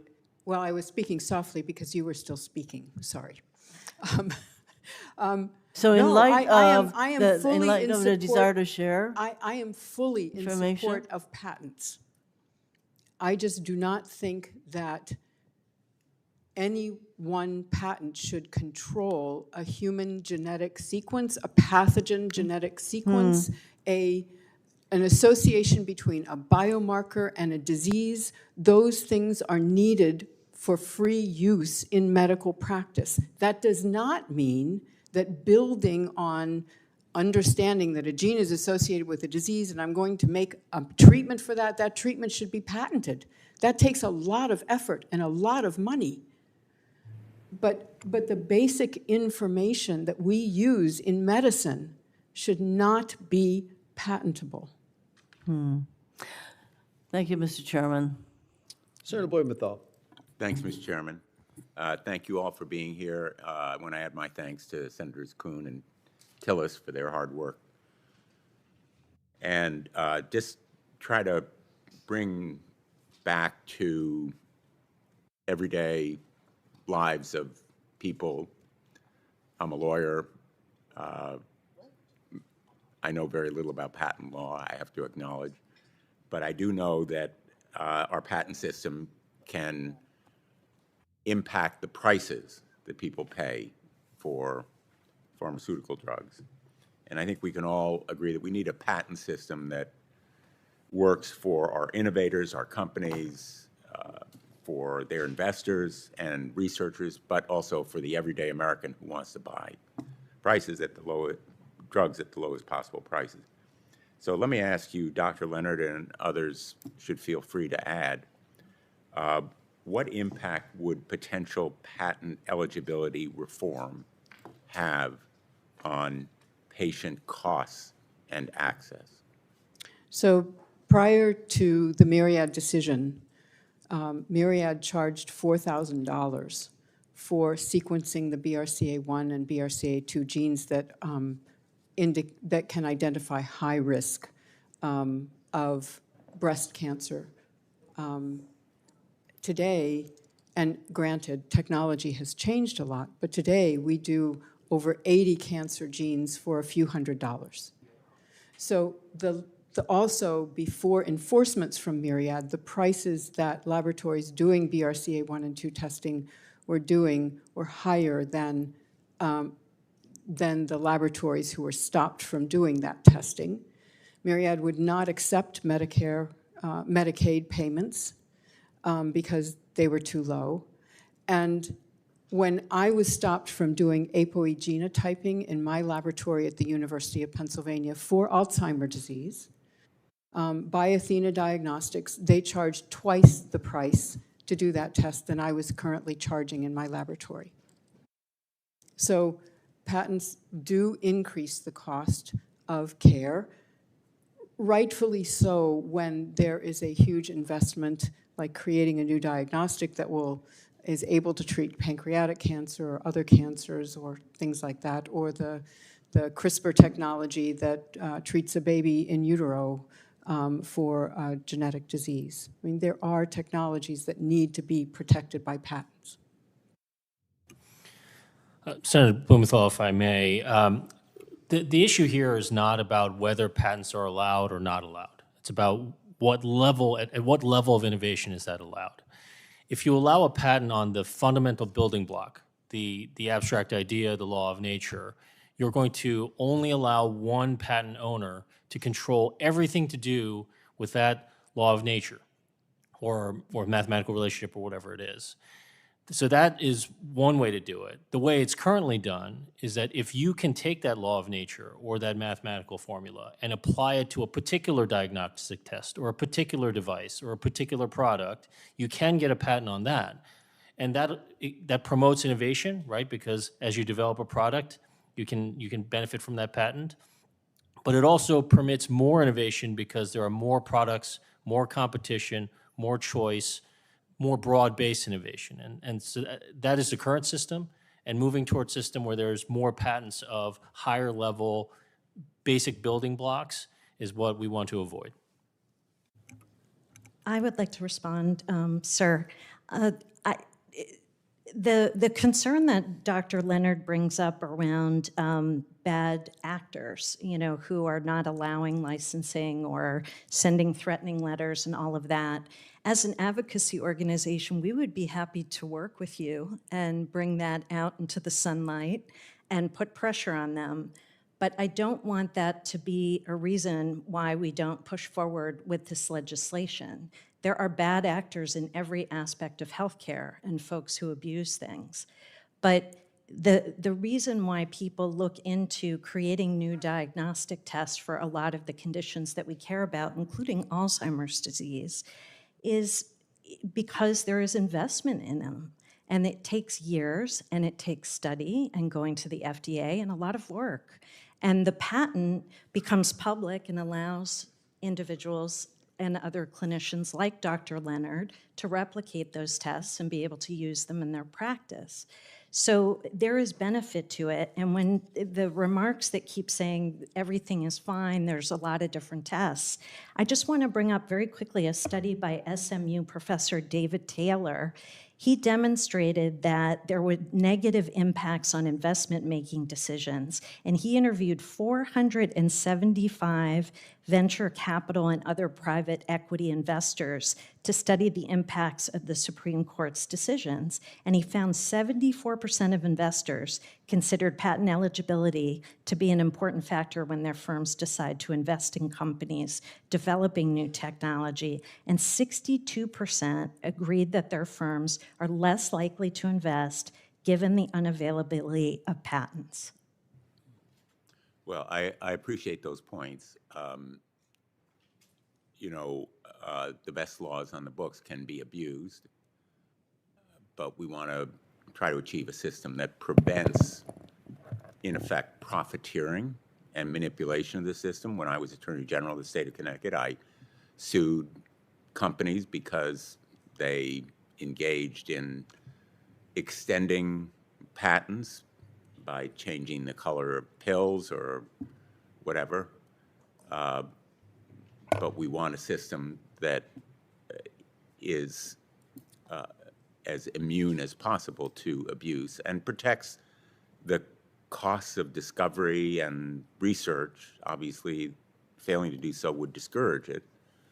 But I think my feeling is there is just so much more that can be made available to patients at lower cost if we have some reform in the patent system. Senator Schiff. Thank you, Mr. Chairman. And I want to join my other colleagues in acknowledging the loss of our colleague Lindsey Graham. Had the great pleasure of traveling with Senator Graham many times and just so treasured his sense of humor, his knowledge, his relationships with leaders around the world. He was a great traveling companion. He was a great companion and colleague, and we will miss him dearly. So what I'm most focused on in this legislation is the overturning of the Myriad case. And I'd like to ask you all to comment on it. And I just pulled up the opinion here. And the summary says, held, a naturally occurring DNA segment is a product of nature and not patent eligible merely because it has been isolated. But cDNA is patent eligible because it is not naturally occurring. That seems like a rational conclusion to me. Why is, for those of you who think this case was wrongly decided. Why is this decision flawed? And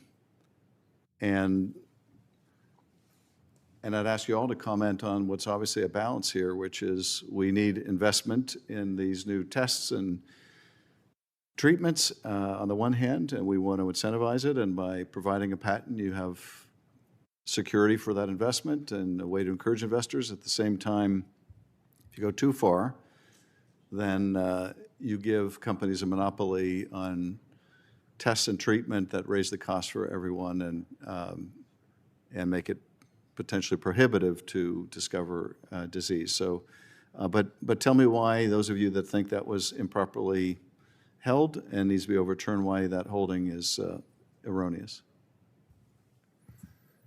Should I start, Senator? I'm happy to start. Thank you for the question. Well, as you may or may not be surprised to know that I don't think that PARA overturns the result of the Myriad case. As a matter of fact, PARA effectively codifies the result of the Myriad case.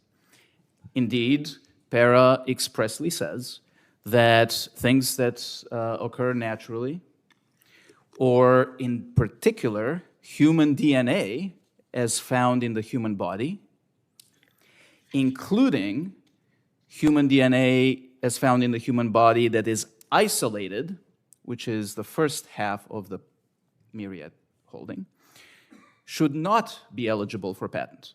PARA expressly states that. On the other hand, Myriad, as you have indicated, Senator, does say that if the DNA is modified by humans, in that case, there was what's called cDNA, basically the exons were taken out, and in any event, don't need to get into the details, but it was modified. The Supreme Court said that is eligible. And PARA, likewise, states that affirmatively. So the bottom line is, all in, the result of Myriad is expressly codified by PARA. The one problem with all these Supreme Court cases combined is the methodology of how they get there, which has resulted later in the lower courts misapplying it, expanding it broadly, and so on. And do all of you agree that that the bill just codifies the Myriad decision? No? Let's see. Well, I agree that that is the aim of the bill. I understand that Dr. Leonard and AMP, her association, have some concerns about language that could refer to laboratory processes.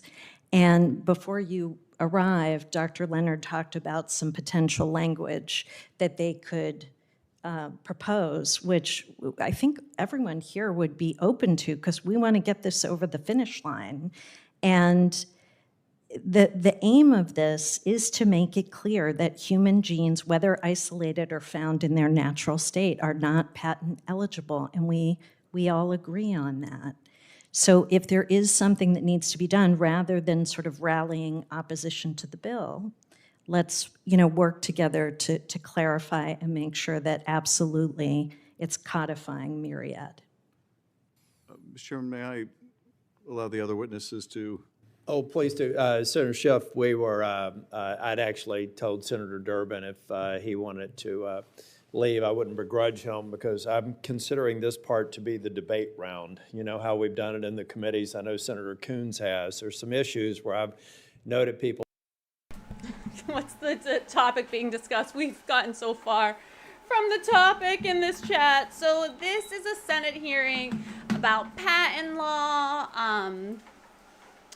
They've been talking about medical uses and patents, and I believe they're going to be talking about AI in this also, but primarily it was about gene therapy and things like that. I forgot the exact name of this hearing, but Mr. Dave suggested it.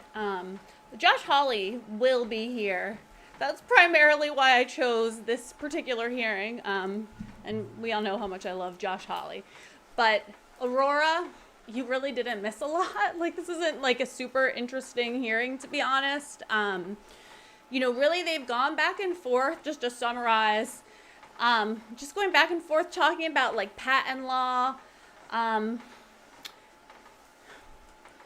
Surprisingly, not a lot of disses about Trump in this hearing. Lots of Trump TDS dissing in the comments, though. We did talk about in the chat how we definitely think that our senators and congressmen need term limits, especially with some of these guys being very, very old. But I will say, Chuck Grassley is the oldest senator we have. He's sharp compared to some of the other guys in there. Like Mitch McConnell, we don't know if he's alive or not. We talked about Dianne Feinstein and how she was like literally like a vegetable, but she was still allowed to like serve in Congress even though like she couldn't wipe her own ass and her kids were like power of attorney. She couldn't make decisions for herself, but our lovely Congress allowed her to continue being in office, which is cruel and unusual punishment for both Diane, may she rest in peace, and us, the American citizens. But yes, Adam, it's about copyright, IP, and patent law. And you're right, it's insanely boring and monotonous. I will say this, though. A couple people have mentioned in this hearing that patent law, is very difficult and tedious and whatnot. Yes and no. I think I won't say the average person. I would say the above average person could figure it out. Don't let these attorneys fool you. They want you to think that legal issues are difficult and complicated and a lay person like us, we could never figure it out. That's why we need lawyers, right? It's not that difficult. It really isn't. All right, so we'll continue with this. I think one of our favorite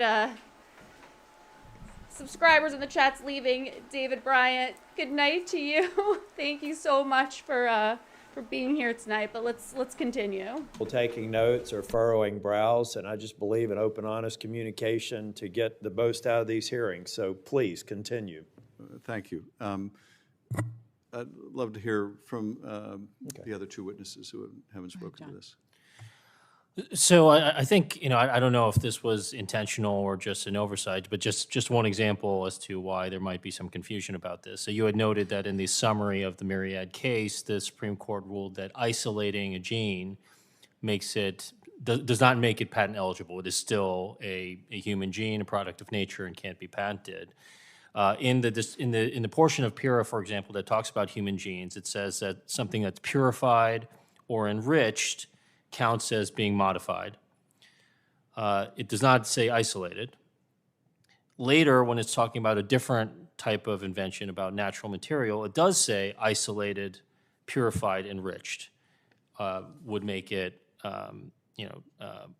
modified. So I don't know if there's some, if that was intended to be different or what have you. But in any event, I think more importantly, the issue with these Supreme Court decisions, there's a lot of, you're hearing from both sides, that some people think that they were correctly decided, some people think that they've created a lot of uncertainty and were poorly decided. And what I would say to that is, we have hard data now about whether that's the case or not. And there's hard data that shows, there was a study that studied every single patent eligibility case at the Federal Circuit since the Alice decision. And that found that 85% of decisions by district courts in applying that law were affirmed. If it really was so unpredictable and so uncertain, you would expect that there'd be a lot of variability.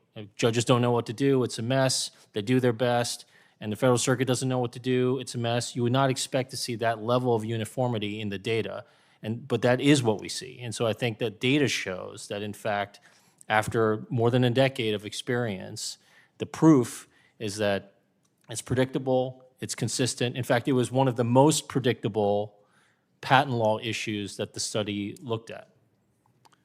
Doctor? So the problem is that purified, which, as John points out, is still in para, is the same thing as isolated. So, and in para, if I'm quoting it correctly, there are many multiple negatives, like an unmodified gene is now modified if it is purified or enriched. So that means that it becomes patent eligible as soon as you take it out of the human body. I can't practice medicine to look at the genes in a patient when they remain in the patient. So I need to be able to purify or isolate, and if that then makes it patent eligible, that means I will be stopped from doing that by some patent holder on that genetic sequence. cDNA is a little more complicated in that cDNA is copies of messenger RNA, which is made from DNA. So that's I now started talking Greek, sorry. So cDNA is a whole other issue that we can get into if you really want to go there. But I would ask that somehow in para, with language that maybe we can provide, the human genome, pathogen genomes, relationships between variants in genes and diseases not be patentable. They can be a building block, as John says, for other patents on top of that. But that way we can use this information for medical practice. And you fear that as it's written now, it would give patents in an overly broad way that would restrict what you can do with DNA. Yes.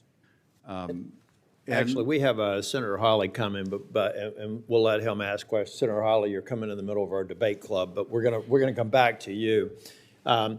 But a part of what Senator Coons talked about was getting straight to the line. The whole reason that we've had fit witnesses and endless work groups is to try and address the legitimate concerns. So we'll come back to that. But for now, because I also want to ask the basic question you all can be thinking about. This is the eligibility phase of the process. I'd like for some people to talk about examples of whether sections 102 and 103 would knock out the patentability, even if it was eligible. So be thinking about that. Senator Hawley. Thank you very much, Mr. Chairman. Thanks for calling this hearing. Thank you to the witnesses for being here. Dr. Leonard, I wanted to start with you if I could, and I wanted to just ask a question or two about prescription drug prices in the United States. Everybody I know, every Missourian that I know, heck, everybody from any state that I know is struggling to afford prescription drug prices in this country. It seems that they do nothing but go up and up and up. Drug prices in the United States are significantly higher than our closest peer nations. I think we've got a poster here that I'm going to put up, an analysis from the RAND Corporation back in 2024 comparing U.S. brand name drugs, prescription drugs, to those of other two countries. 32 countries were compared in the study. We've got here Canada, France, Germany, Italy, Japan, Mexico, and the United Kingdom. And it shows how much more the United States, our prescription drug prices, how much our prescription drugs cost on average than the prescription drugs in those countries. In Canada, our prescription drugs are 324% more than the Canadians, 445% more than what the French pay, 464% more than Japan, and on average in this 32-country index, 422% more. There's the cost of insulin. The average United States insulin manufacturer price per unit is $98.70. In Australia, it's $6.94. It's $12 in Canada, and in the UK, it's $7.52. Now, this just seems to me totally outrageous and totally unaffordable for every American. Somebody is getting rich off of this, and it's certainly not the American people. So Senator Welch and I have introduced a bill called the Fair Prescription Drug Prices for Americans Act that would stop Big Pharma from selling drugs in the United States at a higher price than the international average. And there would be stiff penalties for those who violate that rule. My question to you is, do you have a view on legislation like that, or what we're going to do about the cost of prescription drugs more broadly? I think that this is a crisis that the American people cannot afford to go on any longer, and it's time that we took action on it. I'm just curious, in your professional opinion, what your thoughts are on this. Well, this is totally off the topic, other than prescription drugs are usually patented I think it goes back to the basic problem in the United States. If you look at any of those other countries, they have national health care. I'll stop. Anybody else want to comment on this? Sure. Thank you. I don't disagree with what you put up at all. We care a lot at the Alliance for Aging Research about affordability, particularly for older adults. And I would love to meet with you and talk about the work that we've previously done on affordability and prescription drugs. Patents generally aren't the reason that prescription drugs cost so much. In fact, without them, a lot of treatments wouldn't exist. So we wouldn't really have anything to argue about if we didn't have the drugs themselves. Patents really encourage investment in new therapies and improvements in existing ones. So happy to talk to you about affordability issues. But don't you think that we can find a way to protect our patent system, which I'm all for doing, provided that it's not gamed any further by the pharma companies to keep prices high? And let's be clear, the pharma companies are absolutely gaming the patent system in order to keep prices high. I mean, I think there's no doubt about that. You can't look at these numbers and not think that our pharma companies are not ripping off consumers in the United States of America. Good night. And maybe that may not be the square topic of this hearing, but I can tell you what, it's what the American people care most about. Yep. They care about this right here. They cannot afford their prescription drugs. And until this Congress does something to bring down the cost of prescription drugs, we're just whistling Dixie. I mean, the American people don't care about that. They care about what are you going to do to make healthcare cheaper in this country. That's right. And so far, this Congress has done precisely zero to make healthcare cheaper in the United States of America and nothing to bring down the cost of prescription drugs. Yes, sir. Thank you, Senator. I don't think you'll hear a lot of disagreement here about needing to reduce drug prices under the proper circumstances, but that should not come at the cost of innovation, because the cost of a drug that's not invented and brought to market after lots of research and development is basically infinite. And the cost on the American healthcare system and the taxpayer of having diseases go untreated is extraordinarily high. So that's point number one. Point number two, there are two sides of the chart that you're showing. The main problem is that there's tremendous free riding overseas on American innovation. And as a result of that, the cost of innovation is borne disproportionately by the American taxpayer. So instead of engaging in a race to the bottom and decimating the American innovation ecosystem, we should work hard to force our trading partners to bear their fair cost for that innovation. Well, the race to the bottom, I mean, the American innovation system when it comes to prescription drugs is not going to do American patients much good if they can't afford their drugs. The reality is that 9 out of 10 prescription drugs in the United States are filled with generic substitutes, far higher than the average in the OECD.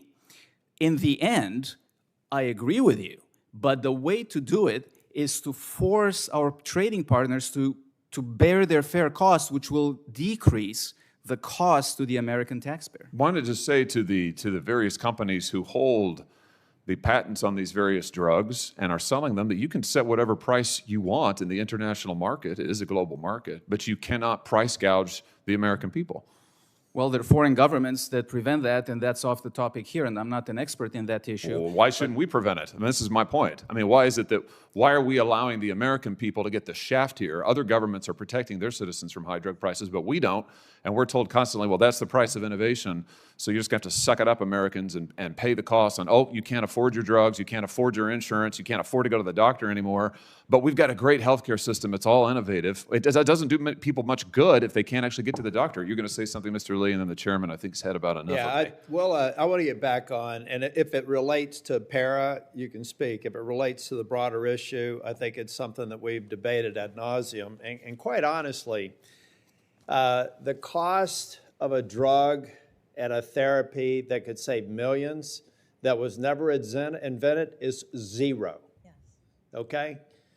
I was a research and development manager back in the mid-'80s. When I started looking, it was in technology.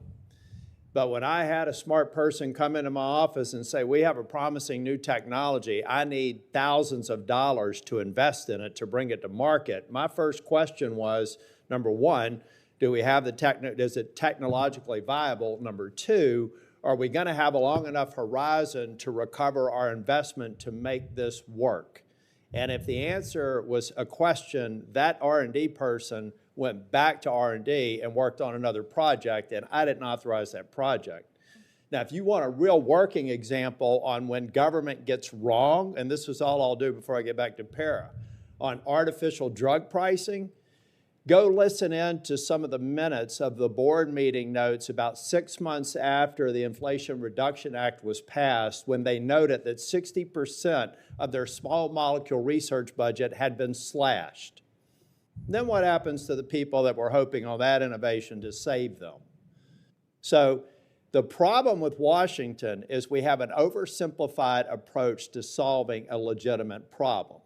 It is not just about telling the pharmaceutical companies to cut their prices, unless you want to cut the enormous benefit that they have to the American people. When people get sick anywhere in the United States, they're more likely going to want to come to the United States, or anywhere in the world, they're more likely to want to come to the United States more than anywhere else, because we do invest and we do innovate. That's right. If people want to have a serious, non-political discussion about reducing healthcare prices, you need to get everybody in the healthcare value chain into the barbershop, and everybody needs a haircut. But if you do it arbitrarily and you're driven politically, you're going to be having the same discussion 20 years from now, and the patients of America suffer. You need to bring in the litigious environment that we have here, the regulatory environment that we have here, mirror that against other countries. The cost to actually provide the drug in various jurisdictions is a meaningful part of that discussion. So if we want to have that discussion, a non-political, really nerdy, detailed, lots of work sessions, count me in. But if we want to have the beat up anybody in the value chain discussion, boy, there's a long list of people that get harmed if we don't get it right. Now, Mr. Chairman, might I intervene for 1 minute? Yeah, Could I ask? But I'm not here. I am here, actually, ironically. But Mr. Chairman, Mr. Lee, Mr. Lee was going to answer my question. Ironic, and Mr. Lee, if it does relate to para, if it moves in, if it somehow relates to para, please proceed. Because this bill is not related to the issue that the exactly. Senator, But I'm just trying to see how Senator you is the relate lead that to co-sponsor para. on the bill that would address the issue that he wants to talk about, but that's not the topic of this hearing. Yeah, I understand. But so, Mr. Lee, to the extent that you can respond to Mr. Hawley's question in the context of how it relates to the plain text of the para bill, rock on. All right, I will do my best. I promise I will get to PURA. And this is an issue that it's actually not just limited to pharmaceutical drugs.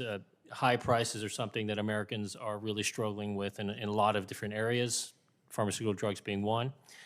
And what I would say is that we really can have it both ways. We can have a patent system that incentivizes innovation, and then we can have patents that have limits that already exist in the law, limits on those patents to make sure that, whatever benefits. But Mr. Lee, you did hear that the vast majority of drugs being dispensed are generic equivalent. You know how they become generic, right? Right, and that's a situation where it's working, where a generic was able to come into the market. The limit on the patent, whether it's the temporal limit because it expired or because it shouldn't have been granted in the first place and it was invalid and it was invalidated at, say, the Patent Trial and Appeal Board or someplace like that. That's examples where limits are being enforced and patents are not overextended beyond where they should be. I'm not dismissing what Senator Hawley says in terms of a pricing problem, but somebody who's worked in this space for a while, served clients in this space, and have talked to the hospitals, the patients, the pharmacy benefit managers, the insurers, the healthcare providers. We should defund PBMs, pharmacy benefit managers. We need to defund PBMs. So if you don't know what a pharmacy benefit management program or organization is, most people have to deal with that. It's like the third party that basically intervenes between your health insurance and your prescription benefits. PBMs are useless middlemen. Adam, you are 100% correct. And Josh Hawley, I want to say it was last year or the year before, he had a really heated hearing with PBMs. It was really interesting. But anyways, PBMs are really unnecessary in my opinion. If you guys think otherwise and can tell me why they are necessary, I am happy to learn.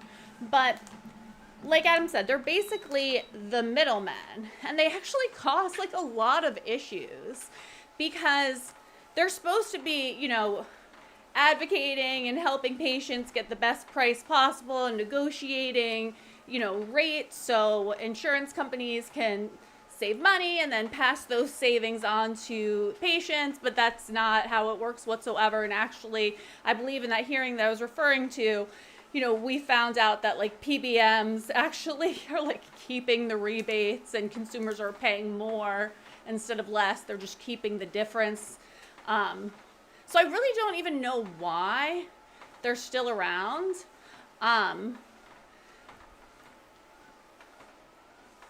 I don't see how they're helping. If anybody like feels differently, can tell me why a PBM is helpful or has been helpful to them. I'm all ears. But like I said, basically they're middlemen that, how can I put this? So like, basically they like override your physician and pharmacist because they create these lists of like formulary and basically dictate what you can get prescription wise. And if your medication's like not on the list, you know, it's not covered. It could be not covered. You'd have to pay full price. Another thing that PBMs force you to do, which is very annoying, especially like if you switch insurance middle of the year and you like need a refill on your prescription, they make you jump through like all these hoops to get your medication and then dictate like the quantity and whether you can have brand or generic. And if you need brand for some reason, you know, your doctor has to, you know, write like a 50-page report on why that it's better. And it's a lot of effort to get your prescriptions when a PBM is involved. This is something that I've had to experience personally many times. And for those who don't know, I have had my insurance license since 2015, so I still own an insurance agency and often have to deal with PBMs and helping clients get their prescriptions and refills and deal with the lovely PBMs of America. Anyways, defund PBMs, defund the FDA, and let's continue. All of those are in the value chain. All of them are part of the solution, and if we go at it in pieces, we're going to have a suboptimal result where patients suffer. Was that the extent of your answer, though, Mr.? I'm just trying to get an answer to my question, Mr. Chairman. And is that it? Mr. Lee, would you submit that for the record? Would you submit a response for the record? Mr. Chairman, you basically just testified. I've never seen a hearing where the chairman testifies for the witnesses. I know you don't like my questions. Mr. Hawley, I've never seen a hearing where the entire discussion was off the topic of the bill. Do you have any specific questions on para? Because this is actually a committee hearing on trying to improve patent eligibility. Do you have any questions on that matter? I've got these questions that I can ask any question I want, Mr. Chairman. You can within the 5 minutes. And you just talk through his answer at the end. I just wanted an answer to my question. Mr. Hawley, your time had expired when we continued the discussion. Now, I want to get back to the basic question of 102 and 103 affecting, after you go through the eligibility lens, affecting the actual patentability. Director Iancu, would you like to start? Indeed. As we discussed, there are at least 4 statutes that govern whether a patent should be issued. Number 1 is Section 101 eligibility. But then after that, we have 3 other statutes. 102 on novelty, 103 on obviousness, and 112 on the appropriate scope of disclosure and claiming. Para affects only the first one, Section 101. After that, we need to go through the rest of the statutory lens. If we talk about a DNA sequence, that is in the human body, okay? The human genome has long been fully identified and published. There is, at a minimum, if somebody says, I have discovered this sequence, it will fail even if it gets past Section 101, but it wouldn't, by the way, because PARA excludes that expressly. But let's just assume hypothetically that it gets past that, it would still fail under the novelty or obviousness statutes. Second point, Senator, I do want to mention, because it's been said multiple times here, that somehow the U.S. diagnostic market has not been affected. Sure enough, there is still innovation. Obviously, there is some innovation, but it's not at scale. There are studies that show that in the year following Mayo, the diagnostic market in the United States has been reduced by $9 billion. There are other studies that show that the vast majority of the diagnostic market in the United States is moving overseas, and in particular, China. These decisions have real-world consequences when we speak about scale. Okay, Ms. Peshin, you wanted to react earlier, if you remembered, I actually noted it. Did you want to bring up a point, I think back with interchange with Senator Coons? You said if you may actually it was Senator Blumenthal. Yeah, I think what has struck me is it's been brought up a couple of times by Mr. Lee, this idea that the courts have been consistent over time, that is a reflection that things are going okay. And I just wanted to bring up, there was an interesting piece that is very readable for folks who want to learn more about this. It was in The Hill, and it was from retired federal court judge Paul Michel and Kathleen O'Malley that referred to the study that he keeps talking about, that the courts just sort of follow each other.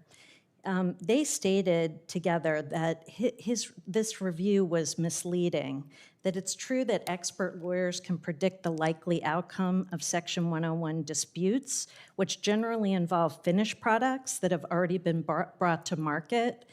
But startup companies are not making research and investment decisions based on finished products. So I think it's just a really important point that following if the courts are just kind of mirroring each other because of the unpredictability and validating each other on that, that's not a sign of how things are going. And in fact, I think some of the other studies looking at venture capital and the decrease in investment and the $9 billion, those are real reflections.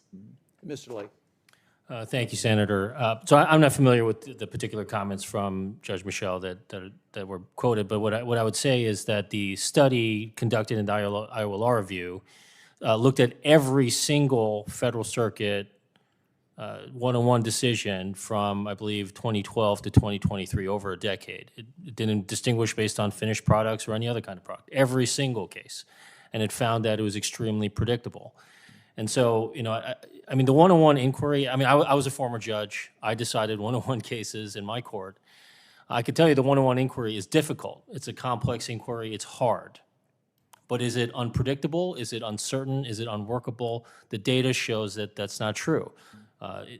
These decisions are being affirmed at an extraordinarily high rate for patent issues. And so it is consistent. And Dr. Leonard, I really do genuinely hope that you all can take a look at some of the language in your unique case. I think you even heard Ms. Peshin, who's on the other side. Wow, King Beast. It took 2 hours, but you finally made a comment that's true. He's being sarcastic, but he said, don't worry, Trump's healthcare plan has been 2 weeks away for 10 years. I gotta agree with you. I never thought in a million years tonight that I would side with King Beast, the clown of all clowns, in my comments tonight. Everything he's been saying has been the opposite. But I actually agree with him. No, I'm not going to shoot him down. Frank, I agree with him. I think that this is a huge problem and a big failure, not only for Trump and the Republicans, but for everybody in our Congress. There is no hope, no solutions on the horizon for the American healthcare system. And it's kind of scary because the Affordable Care Act, as we all know, is the opposite of affordable. It's terrible. It's gotten completely out of hand as far as premiums, deductibles, co-pays, max out-of-pockets. I mean, I've talked about it many times in my streams, how egregiously priced and how terrible the benefits are of these plans that are part of the American Affordable Care Act. These plans have ruined health insurance because it doesn't just affect the marketplace. It has a trickle-down effect, and it affects group health plans. It affects, employer-based health. It affects the private sector. It affects everything. We need a complete reset when it comes to our healthcare system. We do. There's no fixing whatever we want to call healthcare in America. It's beyond repair, in my opinion. We just need to blow it all up, a la Fight Club, just blow them all up and start over. But the thing that is so sad to me is that nobody has the answer. None of our politicians have the answer whatsoever. There's nothing that I've seen even to hint that they're even thinking or brainstorming or discussing something to fix the problem that they have created. And actually, we'll talk more about healthcare going into 2027 later on. I want to do some some education and some streaming and possibly a private Zoom meeting for anybody that wants to come on, ask questions. I've talked with some agencies that specialize in group and private and Medicare, and we'll have some special stuff that everybody can participate if they want for free closer to the fall to discuss health insurance and what's going to happen for 2027. But I'll tell you guys this, none of our politicians are talking about this. They parrot little sound bites, but nobody has a solution. Nobody has an answer to solve the health insurance issue, major issue that we have in America. Nobody has a solution. Universal, okay. But there's no proposal that can easily roll that out. When I say a solution, something that makes sense for everything and everybody, and that could be effectively rolled out, within a 12-month time period. Why am I on a treadmill? I like to multitask. I'm trying to motivate America to get their steps in. The average American is obese, overweight, unhealthy. The average American gets under 4,000 steps in a day. Our ancestors used to walk anywhere from 14,000 to 20,000 steps a day, and most Americans are sedentary. People that watch my stream have bought these treadmills or walking pads. I have moderators that are on their treadmills while I'm on my treadmill. I get anywhere from 7,000 to sometimes over 15,000 steps on my walking pad while I'm live streaming these hearings. So that's why I'm on a treadmill. But anyways, to my point, King Beast, you were right. Trump does not have a plan to fix healthcare in America. Nobody in office has a true plan to fix healthcare in America.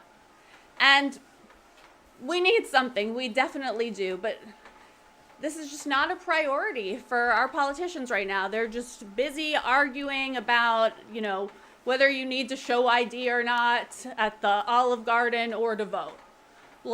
This is what they argue about, or Trump building a ballroom. It's much more important. It's much more important to yell about Trump's ballroom than to worry about healthcare for America. Out of the underlying issue, reach out to talk about the other issue of people being opportunistic and maybe charging too much. That's separate. But for your particular purposes, if you do have... Wait, okay. still haven't answered what is wrong with healthcare. Oh my gosh, where do I start? There's so many things wrong with healthcare right now. One, premiums are super expensive. 2, deductibles, super high. 3, max out of pocket, egregiously high. On the marketplace, if you want a bronze plan, you're looking at $9,600 to $10,600 a deductible.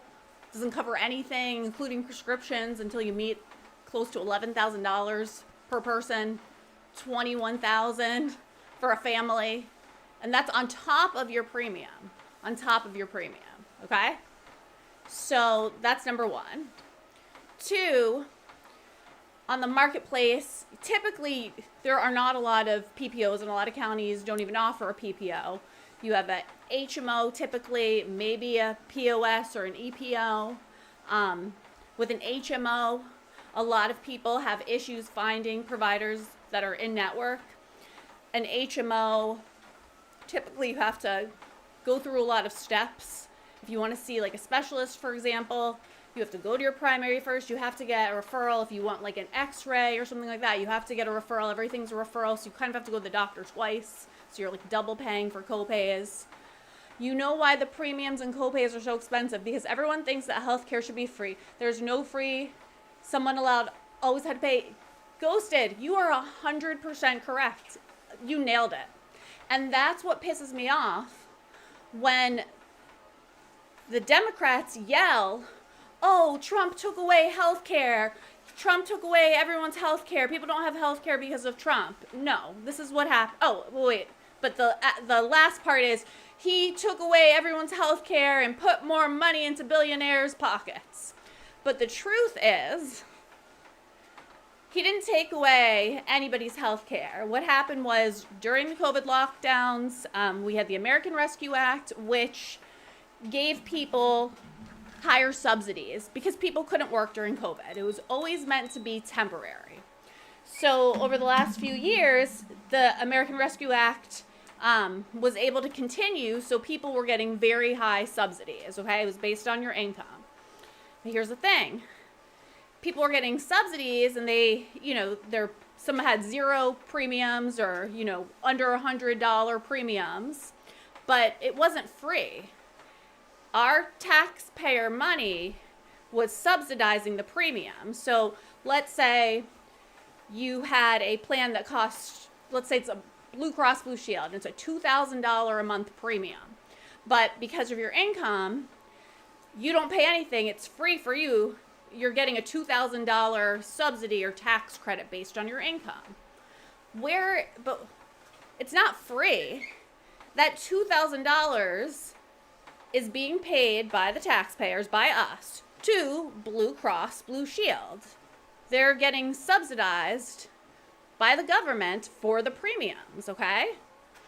So what has happened is since the inception of Obamacare, knowing that people that are low income can go on the marketplace and get a free plan because the government pays for it, these insurance companies have been raising the premiums every year.